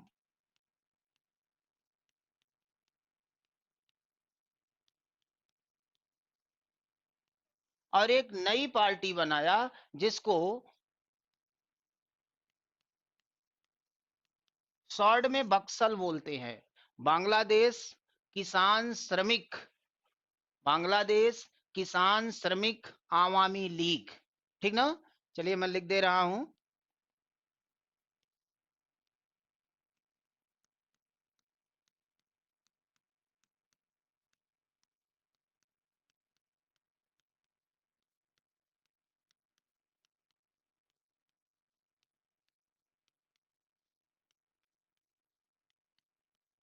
बांग्लादेश किसान श्रमिक आवामी लीग यानी बक्सल। लेकिन ये व्यवस्था लोगों को पसंद नहीं आई, जो विपक्षी थे इसका विरोध करने लगे, क्योंकि सबको पता था कि अगर ये व्यवस्था लागू हो गई तो शेख मुजीबुर रहमान इसके हेड हो जाएंगे और कभी भी विपक्ष सत्ता में नहीं आ पाएगा। और हुआ क्या, 1975 में 15 अगस्त के दिन, 15 अगस्त भारत के लिए भी महत्वपूर्ण है। 15 अगस्त 1975 को सेना के एक विंग ने, देखिए सेना के दो विंग हो गए थे, एक जो मुक्ति वाहिनी के सदस्य थे वो तो मुजीबुर रहमान के पक्ष में थे, लेकिन सेना का जो दूसरा विंग था वो इनके विरोध में था, वो कहीं ना कहीं पाकिस्तान के पक्ष में झुका हुआ था, यानी वो एंटी बांग्लादेश प्रो पाकिस्तान था। तो यहाँ पर सेना के कुछ लोग शेख मुजीबुर रहमान के मकान में घुसते हैं और जितने भी सदस्य थे उन सभी सदस्यों की हत्या कर दी जाती है। तो इस तरह से पहली जो हत्या हुई, जिस तरह से भारत में हुआ था, राष्ट्रपिता महात्मा गांधी की हत्या नाथूराम गोडसे ने किया, उसी तरह से इनको फादर ऑफ नेशन कहा गया, शेख मुजीबुर रहमान को बांग्लादेश का, और इनकी भी हत्या कर दी गई सेना के एक विंग के द्वारा। जितने भी सदस्य थे, उस समय 8 सदस्य मौजूद थे इनके परिवार में, और इनके रेजिडेंशियल हाउस में घुसकर सेना के एक विंग ने हत्या कर दी, पूरे परिवार की हत्या कर दी। लेकिन इनकी एक बेटी जिनका नाम था शेख हसीना, जो अभी भी हैं, शेख हसीना उस समय जर्मनी चली गई थी अपने सिस्टर के पास, इसीलिए वो बच जाती है। तो पूरा का पूरा परिवार एक ही झटके में साफ कर दिया जाता है सेना के एक विंग के द्वारा, और शुरू होता है यहाँ पे सैनिक शासन। तो आजादी के 5 साल में ही यहाँ शुरू हो जाता है तख्ता पलट। तो जो पहला तख्ता पलट हुआ था वो 1975 में ही शुरू हो गया। अब आगे क्या होगा? जो हेड थे बांग्लादेश के, उनकी हत्या कर दी गई। अब आगे कैसी व्यवस्था चलेगी? तो देखिए, जब मुक्ति वाहिनी चल रही थी और आजादी की लड़ाई चल रही थी, तो मुक्ति वाहिनी के साथ साथ पूर्वी पाकिस्तान में एक सेना कमांडर थे जिनका नाम था जियाउल रहमान।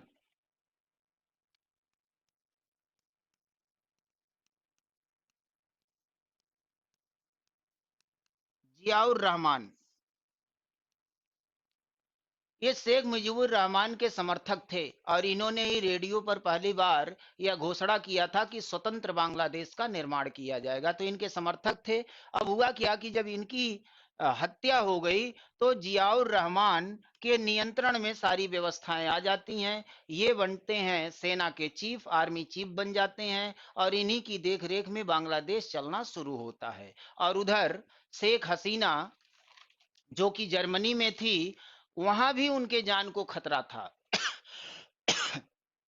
तो वहां से उनको लाया जाता है और वो आकर के भारत में शरण लेती हैं। तो 1975 से लेकर 1981 तक वो भारत में शरण ली हुई थी, इसीलिए शेख हसीना का जो लगाव है वो भारत के साथ ज्यादा रहा है शुरू से ही। तो इनका जो अपना एक सोच है वो भारतीयों के पक्ष में रहा है शुरू से ही।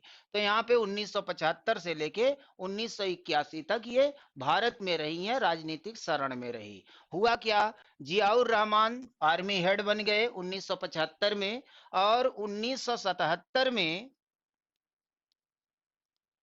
1977 में अपने पावर का इस्तेमाल करते हुए ये बांग्लादेश के प्रेसिडेंट बन जाते हैं, बांग्लादेश के राष्ट्रपति बन जाते हैं। और उसके बाद इनके द्वारा एक पार्टी बनाई जाती है, एक राजनीतिक पार्टी बनती है जिसको हम बीएनपी के नाम से जानते हैं। BNP, Bangladesh nationalist party. और यही पार्टी आगे चुनाव लड़ती है। अब बीएनपी के बारे में थोड़ा सा देख लेते हैं।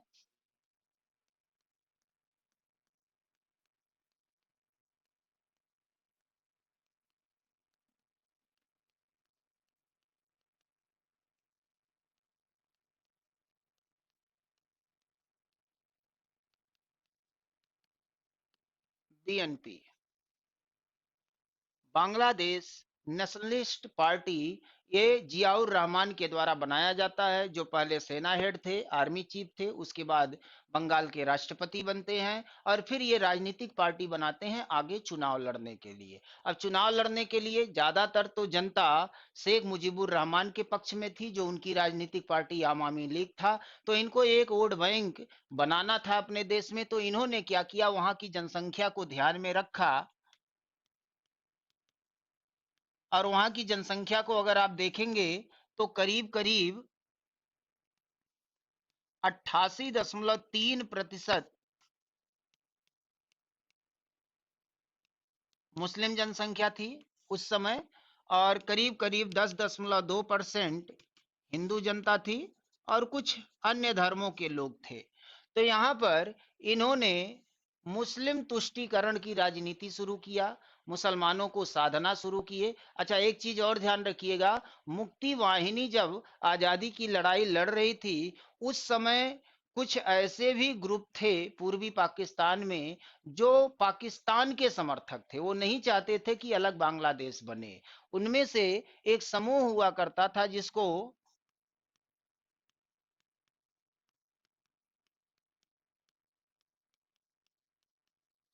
जमाते इस्लामी के नाम से जाना जाता था, जमाते इस्लामी। और इसके कई विंग थे, इसमें से अल वक्त, अल शम्स, कई विंग थे जो कार्य कर रहे थे, और इन्हीं विंग्स को रजाकार कहा जाता था। रजाकार, रजाकार एक बड़ा महत्वपूर्ण शब्द है जो अभी प्रोटेस्ट चल रहा था बांग्लादेश में, ये शब्द भी आप लोग सुने होंगे। एक भाषण में शेख हसीना ने कहा कि ये रिजर्वेशन अगर स्वतंत्रता सेनानियों को नहीं दिया जाएगा तो क्या रजाकारों को दिया जाएगा। तो ये रजाकार कौन होते थे?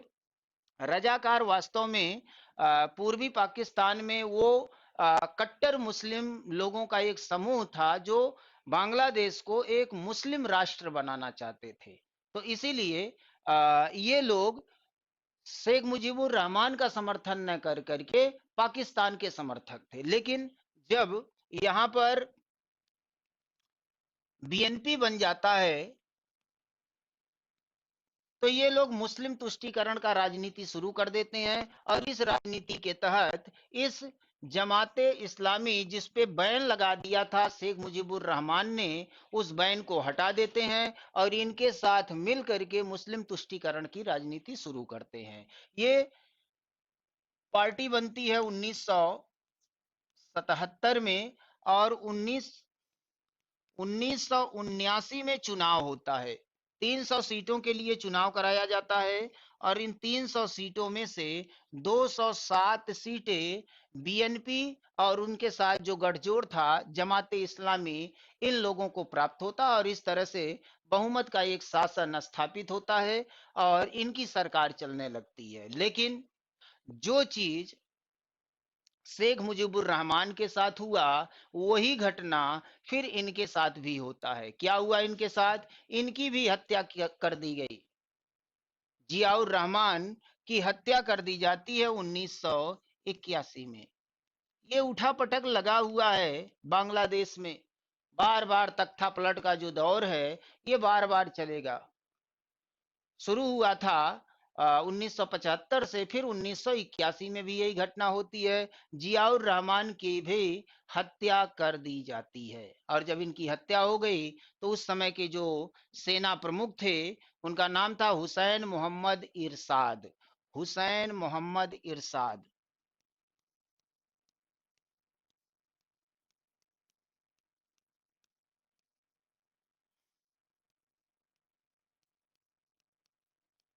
ये हुसैन मोहम्मद इरशाद सेना चीफ थे, इनके नियंत्रण में चला जाता है बांग्लादेश की शासन व्यवस्था। फिर तख्ता पलट हो गया। अब जब तख्ता पलट हो गया तो इधर आवामी लीग एक पार्टी, और दूसरे तरफ बीएनपी यानी बांग्लादेश नेशनलिस्ट पार्टी, ये दोनों पार्टियां काम कर रही थी। अब इन लोगों ने मोहम्मद इरशाद का विरोध करना शुरू कर दिया, और लगभग 10 सालों तक ये लोग संघर्ष करते रहे कि ये तानाशाही सैनिक सरकार समाप्त होना चाहिए, सेना का शासन खत्म होना चाहिए, लोकतंत्र की स्थापना होनी चाहिए, और इसके लिए ये लोग आंदोलन चलाते रहे। और अंततः 1990 आते आते इनको हटा दिया जाता है, यानी हुसैन मोहम्मद इरशाद को हटा दिया जाता है, और फिर चुनाव कराया जाता है। तो यहाँ पर ध्यान रखिएगा कि एक तरफ आवामी लीग था,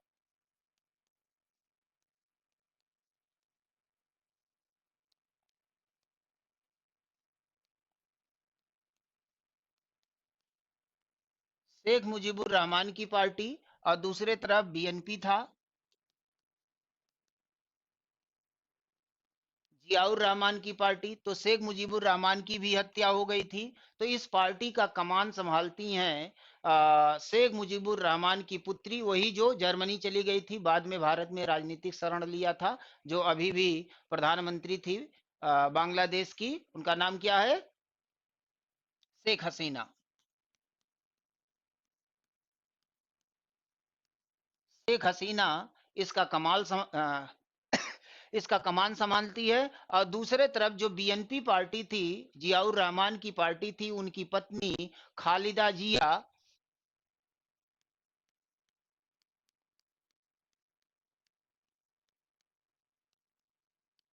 ये पार्टी की कमान संभालती हैं। तो ये दोनों लोग मिल करके आपस में सैनिक तानाशाही के खिलाफ आंदोलन चलाती हैं। और अंततः 1990 आते आते ये सैनिक तानाशाही समाप्त होती है और फिर चुनाव होता है 1991 में। 1991 में चुनाव होता है बांग्लादेश में, और इस चुनाव में BNP, Bangladesh nationalist party, BNP की सरकार बनती है और खालिदा जिया पीएम बन जाती हैं। खालिदा जिया की सरकार बनती है। इस पे जो आवामी लीग था यानी शेख हसीना की पार्टी, ये लगातार विरोध करती है और तानाशाही का आरोप लगाती है। तो ये सरकार चलती है और 1996 आ जाता है। 1996 में फिर चुनाव होता है और इस चुनाव में आवामी लीग की सरकार बन जाती है, इसको बहुमत मिल जाता है और शेख हसीना इसकी प्राइम मिनिस्टर बन जाती हैं। तो इस बार पीएम कौन बना? इस बार शेख हसीना इसकी पीएम बनती हैं। और जब शेख हसीना पीएम बनी, शेख हसीना जब पीएम बनी, तो फिर इनके माध्यम से कुछ महत्वपूर्ण निर्णय लिए जाते हैं। निर्णय क्या था? पहला निर्णय तो ये था कि इन्होंने जो 30% का कोटा दिया गया था स्वतंत्रता सेनानियों को, उस कोटा को अगली पीढ़ी में ट्रांसफर कर देती है, क्योंकि उनकी संख्या बहुत कम रह गई थी। 1996 आते आते, 97 आते आते इनकी संख्या बहुत कम रह गई थी।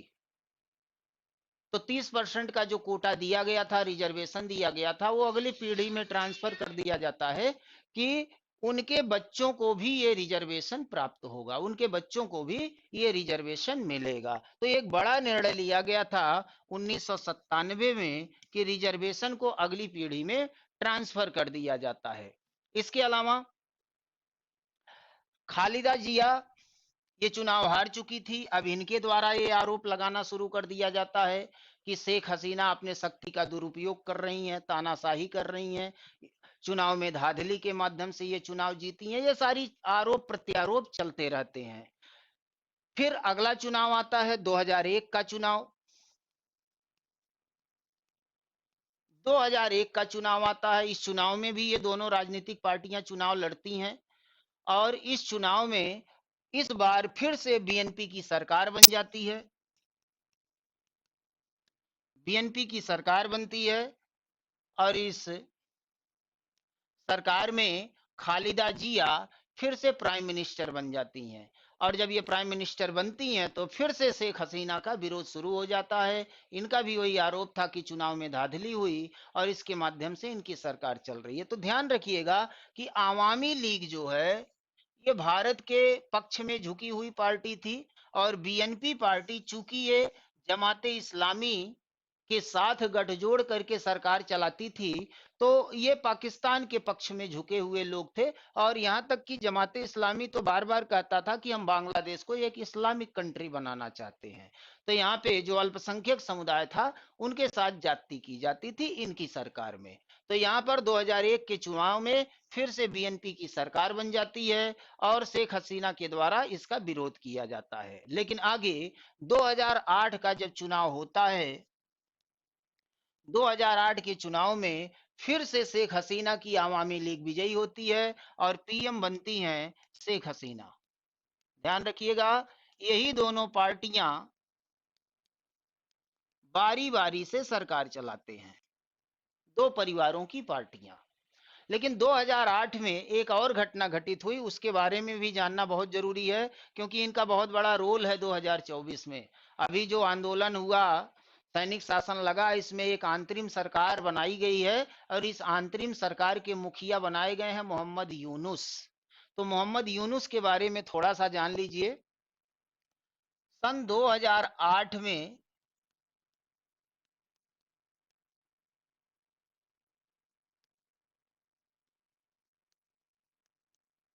मोहम्मद यूनुस यूएस से पढ़ाई करके भारत आते हैं, और यहाँ पे ग्रामीण बैंक की स्थापना करते हैं।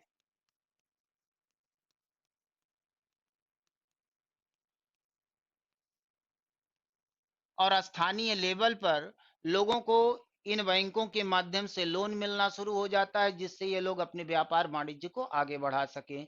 तो ये ग्रामीण बैंक का जो कॉन्सेप्ट था, इतना पॉपुलर हुआ कि मोहम्मद यूनुस बहुत पॉपुलर हो गए, पूरे बांग्लादेश ही नहीं, पूरी दुनिया में ये पॉपुलर हुए। और इस पॉपुलैरिटी का परिणाम ये था कि इनको नोबल पुरस्कार से सम्मानित किया गया। और नोबल पुरस्कार तो मिला ही, साथ में अमेरिका ने कई प्रकार के अन्य पुरस्कारों से इनको नवाजा, और इनकी ख्याति बढ़ती चली गई पूरे बांग्लादेश में। तो एक पॉपुलर व्यक्ति बन गए मोहम्मद यूनुस। लेकिन हुआ क्या, मोहम्मद यूनुस की कुछ बातें लीक हो गई विकीलीक्स के द्वारा।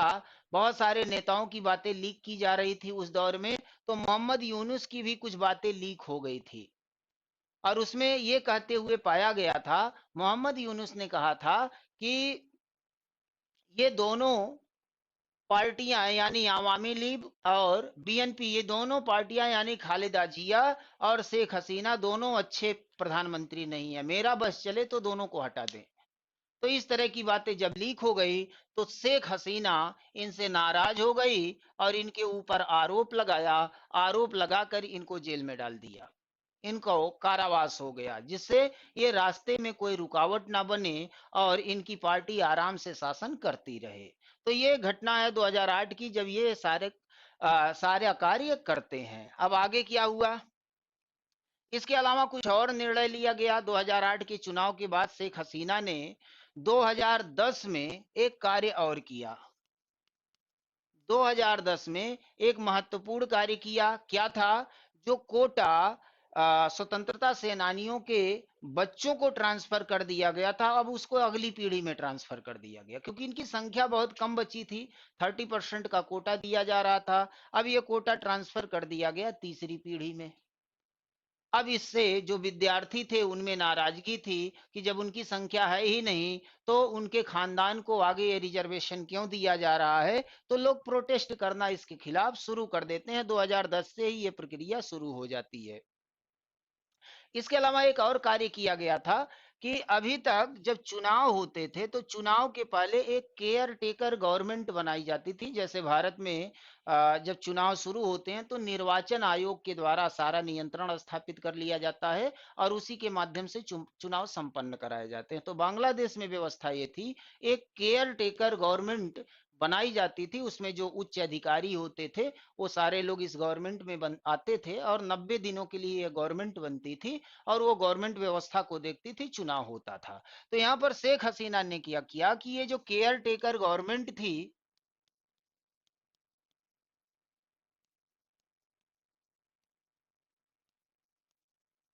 इस केयर टेकर गवर्नमेंट को समाप्त कर दिया, और इसके जगह पे कहा कि भारत में चुनाव, सॉरी, बांग्लादेश में चुनाव अब उसी तरीके से होगा जिस तरह से दुनिया के अन्य लोकतांत्रिक देशों में चुनाव होते हैं, उसी तरह का चुनाव अब यहाँ भी कराया जाएगा।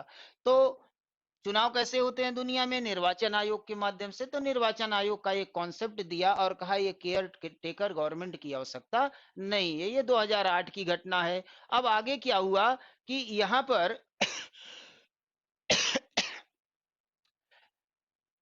2014 में फिर से चुनाव हुआ, और इस चुनाव में फिर से शेख हसीना पीएम बनती हैं। 2014 के चुनाव में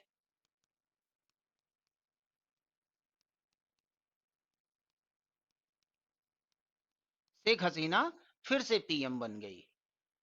अब इस बार इनके टारगेट पे थी खालिदा जिया, यानी बीएनपी जो पार्टी थी उसकी जो प्रेसिडेंट थी खालिदा जिया, वो इनके सामने आ गई और फिर आरोप लगाना शुरू किया कि चुनाव में धांधली के माध्यम से ये सरकार बनाई हुई है। इस बार क्या किया इन्होंने, खालिदा जिया को रास्ते से हटाने के लिए इनके ऊपर इंक्वायरी बैठा दी और जो चुनाव में चंदा लिया जाता है उसकी जांच कराया, उसमें कुछ अनियमितता को दिखाकर खालिदा जिया को जेल में कर डाल दिया। इनको भेज दिया जाता है जेल में। इस तरह से इनका रास्ता साफ हो गया 2014 में। तो 2014 में खालिदा जिया जेल में चली गई, अभी तक वो जेल में थी, अब जाकर के इनको छोड़ा गया है जब शेख हसीना अपना पद छोड़ करके भारत आई हैं। तो खालिदा जिया की जो पार्टी थी बीएनपी, उसकी जांच होती है और जांच के माध्यम से इनको जेल में डाल दिया जाता है। अब आगे क्या हुआ, 2018 में यहां से शुरू होगा असली समस्या। 2018 में ढाका विश्वविद्यालय के दो विद्यार्थियों का एक्सीडेंट हो जाता है। दो विद्यार्थियों का एक्सीडेंट होता है, इसके लिए छात्र प्रोटेस्ट करना शुरू कर देते हैं, आंदोलन करना शुरू कर देते हैं। आंदोलन धीरे धीरे बढ़ने लगता है और इस आंदोलन में एक नया बिंदु जुड़ जाता है कि ये जो कोटा तीसरी पीढ़ी को ट्रांसफर किया गया है इसको समाप्त किया जाए, क्योंकि उनकी संख्या बहुत कम बची हुई है, उनकी आवश्यकता है नहीं।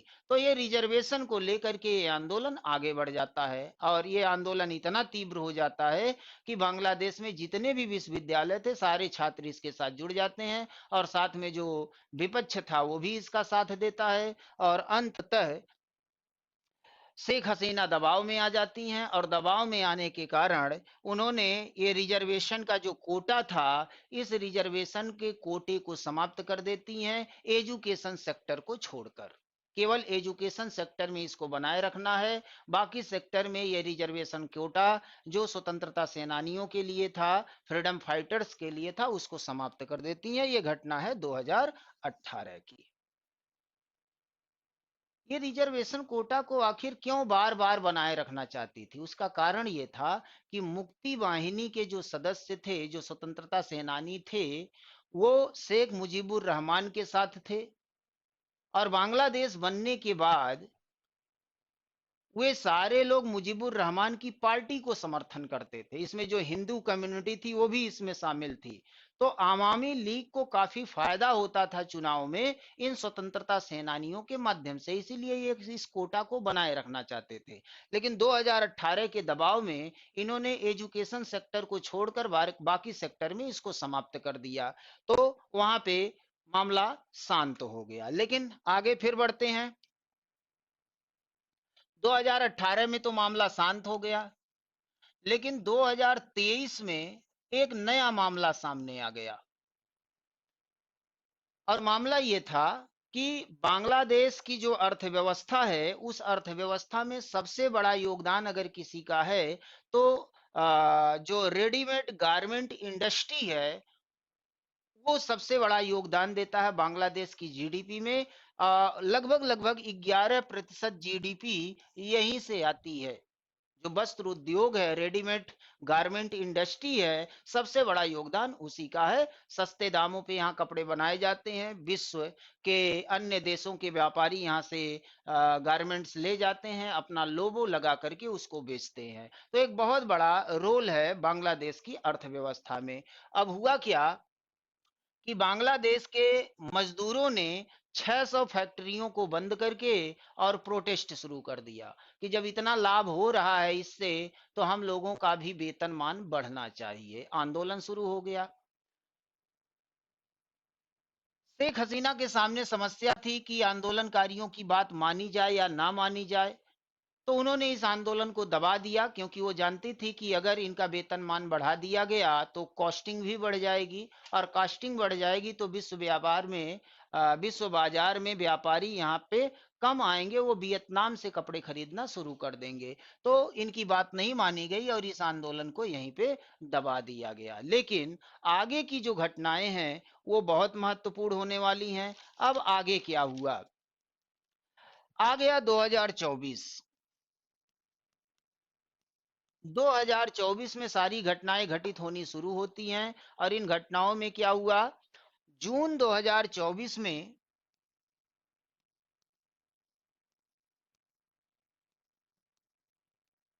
जून 2024 में हाई कोर्ट का एक फैसला आया और इस हाई कोर्ट ने अपने फैसले में कहा कि 30% का जो कोटा स्वतंत्रता सेनानियों को दिया गया था उसको फिर से बहाल किया जाए। इस पे रोक लगाना गलत था। कुछ लोग हाई कोर्ट चले गए थे, अब ये हाई कोर्ट का फैसला आ गया और जब हाई कोर्ट का फैसला आ गया तो ये लागू हो गया, फिर से दोबारा लागू हो गया। अब छात्रों के बीच में फिर से रोष उत्पन्न हुआ क्योंकि बेरोजगारी चरम पर है बांग्लादेश में। ऊपर से 30% का कोटा फ्रीडम फाइटर्स को मिल रहा है, जो फ्रीडम फाइटर्स अब बचे ही नहीं है, उनके खानदान के लोगों को मिल रहा है। तो विद्यार्थियों में रोष था। तो विद्यार्थियों ने कहा ठीक है, अगर हाई कोर्ट का ये फैसला है तो हाई कोर्ट के फैसले का सम्मान करते हैं, लेकिन शेख हसीना इतने प्रचंड बहुमत से चुनाव जीत के आई हैं, तो अपने लेजिस्लेटिव पावर का इस्तेमाल करें, संसदीय शक्तियों का इस्तेमाल करें और उसके माध्यम से इस कोटा को फिर से समाप्त किया जाए। इसी मामले को लेकर के बांग्लादेश में शुरू हो जाता है प्रोटेस्ट, जून में ही शुरू हो जाता है। और जब ये आंदोलन शुरू होता है तो इसमें 3 विद्यार्थी निकल करके सामने आते हैं और इन्हीं 3 विद्यार्थियों के माध्यम से ये सोशल साइंस डिपार्टमेंट ढाका विश्वविद्यालय के मेंबर्स थे, स्टूडेंट्स थे, इन्हीं के द्वारा ये आंदोलन शुरू किया जाता है। नाहिद इस्लाम, आसिफ महबूब और अबू बकर मजूमदार के माध्यम से ये आंदोलन शुरू कराया जाता है। यहां देखिए,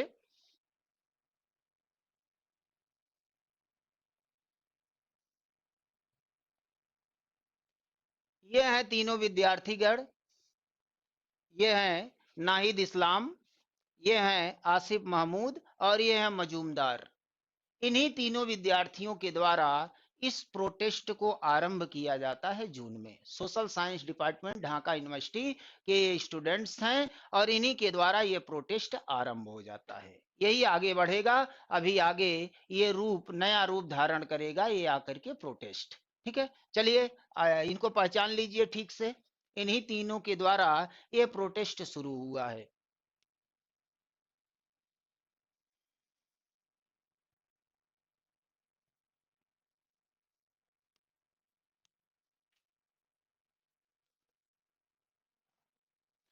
तो जून में ये प्रोटेस्ट शुरू हुआ। जून में ये प्रोटेस्ट शुरू किया गया और जब ये प्रोटेस्ट शुरू हुआ तो शुरुआत में शेख हसीना इसको समझ नहीं पाई और लगातार इस प्रोटेस्ट को दबाने का प्रयास किया। और 14 जुलाई को,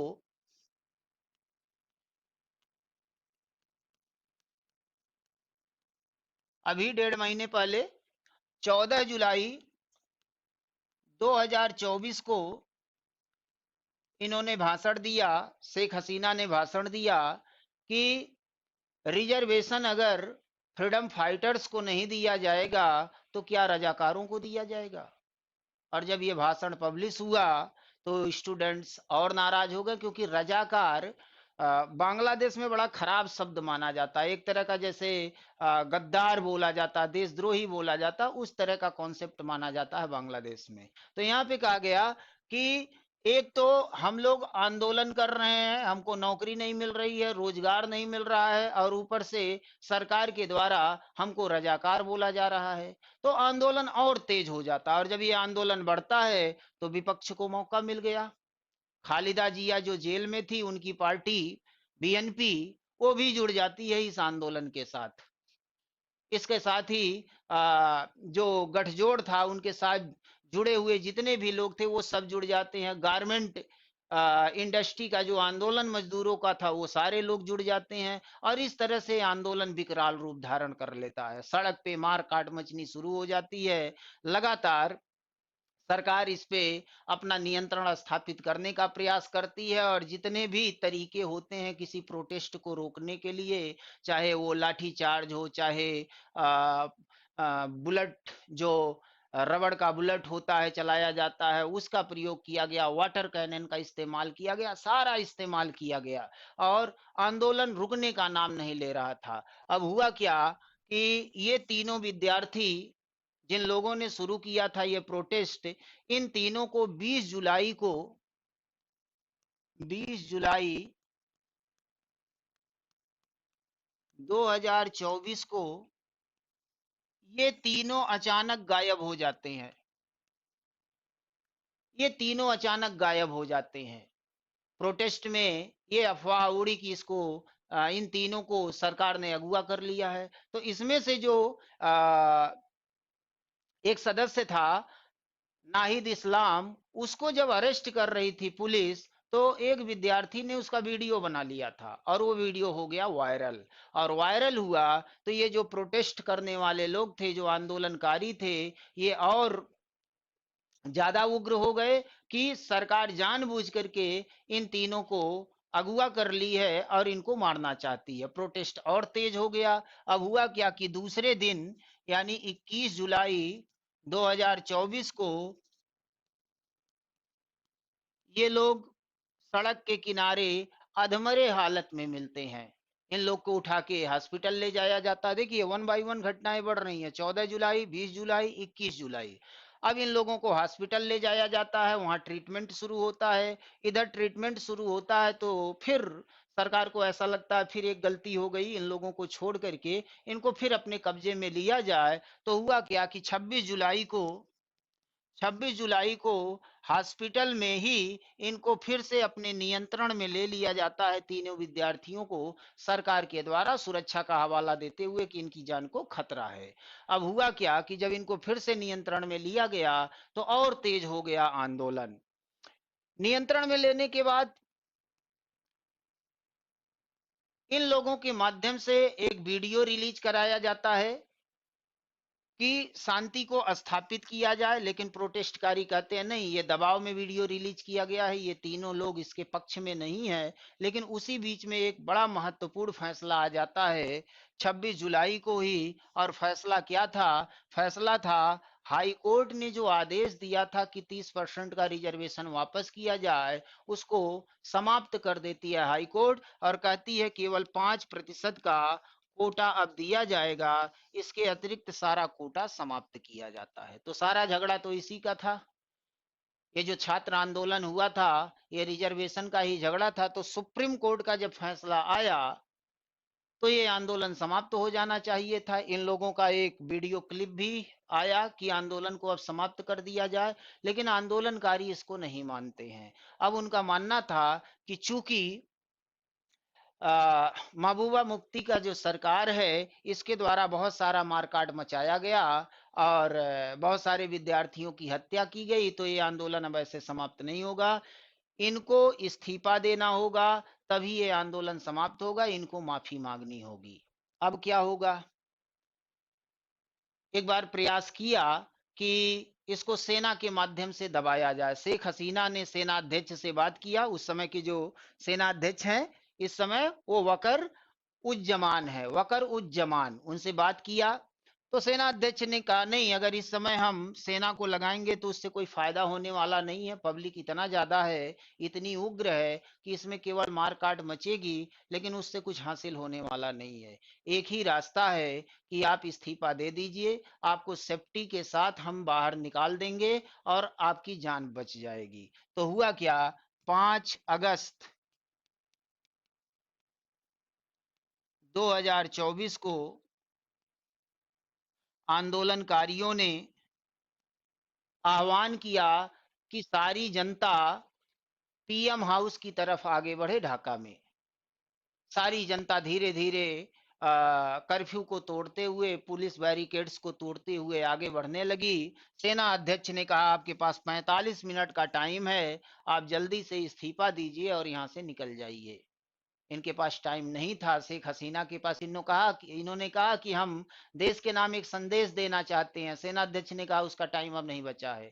कुल मिला के 45 मिनट है, 45 मिनट में पब्लिक पहुंच जाएगी आपके भवन पर, फिर हम भी कुछ नहीं कर पाएंगे।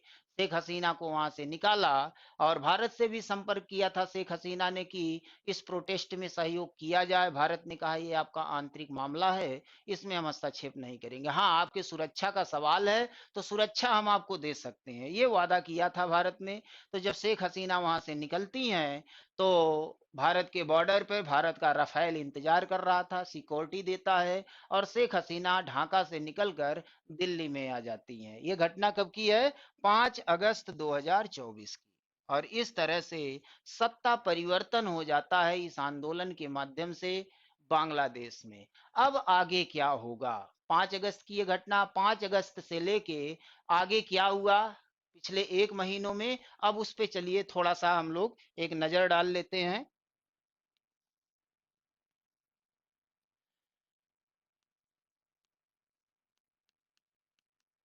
5 अगस्त 2024 सत्ता परिवर्तन हो गया।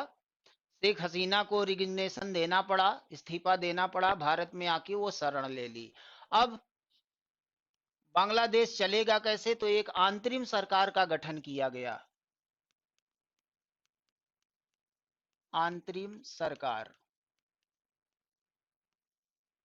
लोगों को लगा था कि चूंकि शेख हसीना बाहर निकल गई हैं, सत्ता परिवर्तन हो गया है, तो अब खालिदा जिया को वापस बुलाया जाएगा और उन्हीं के हाथों में सत्ता सौंपा जाएगा। लेकिन ऐसा हुआ नहीं। अंतरिम सरकार का जो गठन किया गया, उसका चीफ बनाया गया मोहम्मद यूनुस को। मोहम्मद यूनुस के बारे में हम लोग बात किए थे। मोहम्मद यूनुस वही व्यक्ति हैं जो अमेरिका से पढ़ाई करके आए थे और यहाँ पे ग्रामीण बैंक का कॉन्सेप्ट लेके आए थे। उनको नोबेल पुरस्कार दिया गया था, उनको जेल में डाल दिया था शेख हसीना ने। उन्हीं को बाहर निकालकर इन्हीं की अगुवाई में अंतरिम सरकार का गठन कराया गया। लेकिन यहाँ के छात्र, यहाँ के प्रोटेस्टकर्ता मांग कर रहे हैं कि अब यहाँ पे चुनाव होना चाहिए, चुनाव के माध्यम से एक लोकतांत्रिक सरकार का गठन होना चाहिए। ये तो आगे का भविष्य में देखा जाएगा क्या होगा। लेकिन अब यहाँ पे कुछ प्रश्न बनता है। ये सारी घटनाएं हो गई, 5 अगस्त 2024 को सत्ता परिवर्तन हो गया, सैनिक शाही फिर से लागू हो गई। शेख हसीना भारत में राजनीतिक शरण ली हुई हैं। अब आगे की घटनाएं क्या होने वाली हैं? भारत के साथ जो रिलेशंस बांग्लादेश का था जब तक शेख हसीना थी, 2008 से लेके 2024 तक, तब तक रिलेशंस बहुत अच्छे थे। लेकिन अब आगे क्या होने वाला है? भारत के राजनीति पर, भारत के विदेश नीति पे इसका क्या प्रभाव पड़ेगा? यहाँ पर ये देखने वाली बात होगी भविष्य में क्या होने वाला है। सबसे बड़ी बात तो ये है, चूंकि शेख हसीना भारत में शरण ली हुई हैं, तो जब भी सरकार का गठन होगा बांग्लादेश में, तो विपक्ष जब सरकार बनाएगा तो शेख हसीना की प्रत्यर्पण की मांग कर सकता है कि शेख हसीना को वापस भेजा जाए बांग्लादेश, उनके ऊपर हम मुकदमा चलाना चाहते हैं, उनको सजा देना चाहते हैं। इस तरह की चीजें हो सकती हैं। तो यहाँ पे भारत का रुख क्या होगा, मोदी सरकार इस पे अपना क्या निर्णय लेती है, वो देखने वाली बात होगी। लेकिन अभी की जो स्थिति बनी हुई है, यहाँ पे एक बहुत गंभीर प्रश्न ये बन रहा है कि एक छात्र आंदोलन जो केवल रिजर्वेशन के लिए शुरू किया गया था और रिजर्वेशन कोटा को सुप्रीम कोर्ट ने समाप्त भी कर दिया, फिर भी ये छात्र नहीं माने और यहाँ पर सत्ता परिवर्तन कर दिया इस बड़े प्रोटेस्ट के माध्यम से। तो क्या ये केवल एक छात्रों का आंदोलन था?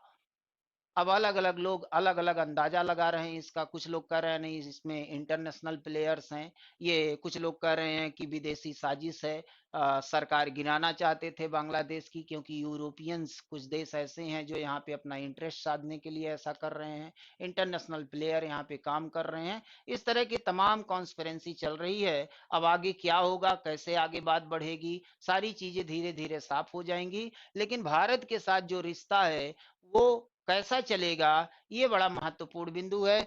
जब से अंतरिम सरकार बनी है मोहम्मद यूनुस के अगुवाई में, तब से कुछ बातें निकल करके सामने आ रही है। अभी कुछ दिन पहले बांग्लादेश में बाढ़ आ गई थी, तो एक अफवाह फैलाया गया बांग्लादेश में कि भारत ने त्रिपुरा में अपने टम्बूर बांध को खोल दिया है, जिसकी वजह से यहाँ पे बाढ़ आ गई है। यानी भारत पानी से बांग्लादेश को डुबाना चाहता है। तो इस तरह के आरोप लगने शुरू हो गए हैं। इसके अलावा एक और बात सामने निकल के आ रही है। एक व्यक्ति का नाम सुने होंगे, जाकिर नाइक।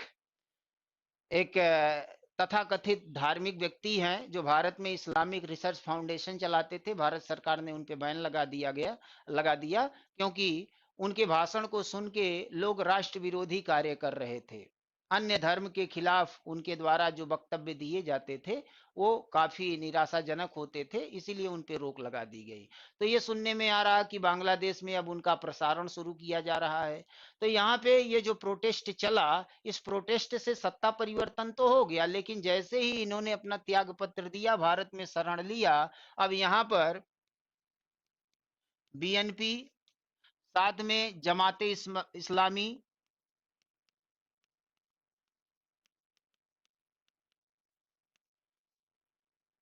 ये सारे लोग बांग्लादेश में मार काट मचाना शुरू कर देते हैं। क्योंकि आवामी लीग की सरकार चल रही थी और आवामी लीग का सबसे बड़ा जो वोट बैंक था वो स्वतंत्रता सेनानी और वहाँ की जो हिंदू कम्युनिटी थी। तो ऐसा माना गया कि ये लोग चाहते थे कि भविष्य में कभी ये पार्टी उभर ना पाए, इसीलिए उनके वोट बैंक को समाप्त करने के लिए ये हत्याएं शुरू हुई, नरसंहार शुरू हुआ। इसमें हिंदुओं को जिंदा जलाया गया, उनका गला काटा गया, उनको उल्टा लटकाया गया, उनके धार्मिक स्थानों को तोड़ा गया। इस तरह के तमाम न्यूज आ रहे हैं इस समय। आप न्यूज में देखेंगे तो इस तरह की तमाम चीजें चल रही हैं।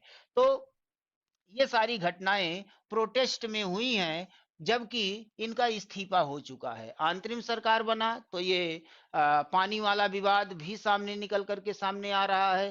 तिस्ता जल विवाद चल रहा है भारत और बांग्लादेश के बीच में। इस नदी का करीब करीब 83% हिस्सा भारत में है, लेकिन बांग्लादेश चाहता कि इस नदी का 50% पानी हमको प्राप्त हो। तो ये एक विवाद है। तो सुनने में आ रहा है कि ये अंतरिम सरकार कह रही है कि इस विवाद को हम अंतरराष्ट्रीय मंच पर लेकर जाएंगे। तिस्ता विवाद, अभी एक क्वेश्चन भी पूछा था आपके एग्जाम में, जो एग्जाम हुआ है, तिस्ता नदी का विवाद। तो यहाँ पर कह रही है कि हम इसको अंतरराष्ट्रीय मंच पे लेके जाएंगे, इसका अंतरराष्ट्रीयकरण करेंगे, जबकि मामला भारत और बांग्लादेश के बीच का है। तो ये तमाम तरह की बातें सामने निकल करके आ रही हैं। अब चुनाव कब होगा, तो प्रेसिडेंट ने ये आश्वासन दिया है प्रोटेस्टों आंदोलनकारियों को कि 3 महीने के अंदर हम चुनाव करा लेंगे।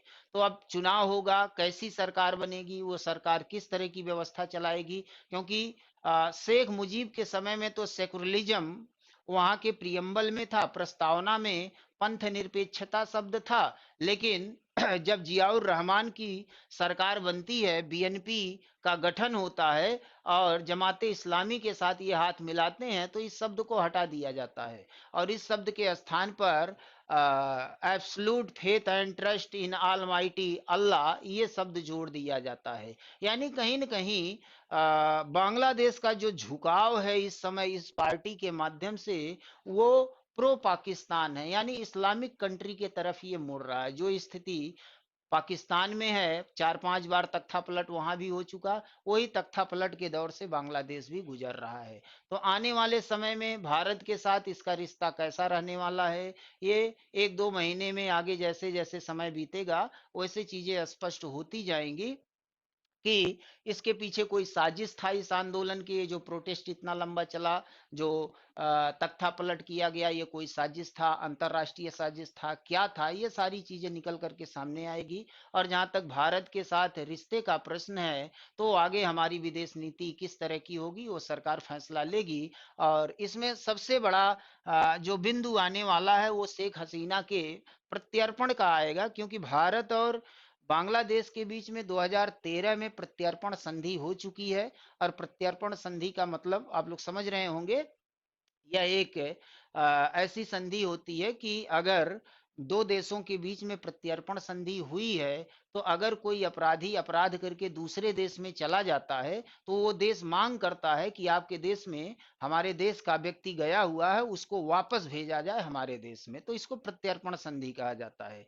तो चूंकि भारत और बांग्लादेश के बीच में प्रत्यर्पण संधि है 2013 का, तो शेख हसीना की मांग हो सकती है बांग्लादेश के द्वारा कि उनको हमारे देश में भेजा जाए और हम उन पे मुकदमा चलाना चाहते हैं। अब ये भारत के लिए एक बड़ा फैसला होगा कि भारत इनको भेजता है कि नहीं भेजता, क्योंकि ये कन्फर्म है कि अगर शेख हसीना भारत से दोबारा बांग्लादेश जाती हैं तत्कालीन परिस्थिति में, तो उनके जान को खतरा है, इसमें कोई दो राय नहीं है। तो अब भारत क्या फैसला लेता है, और अगर भारत इनको रखे रह जाता है, तो अगली जो सरकार बनेगी बांग्लादेश में, उसके साथ भारत का मनमुटाव आरंभ हो सकता है, तो विदेश नीति प्रभावित होगी।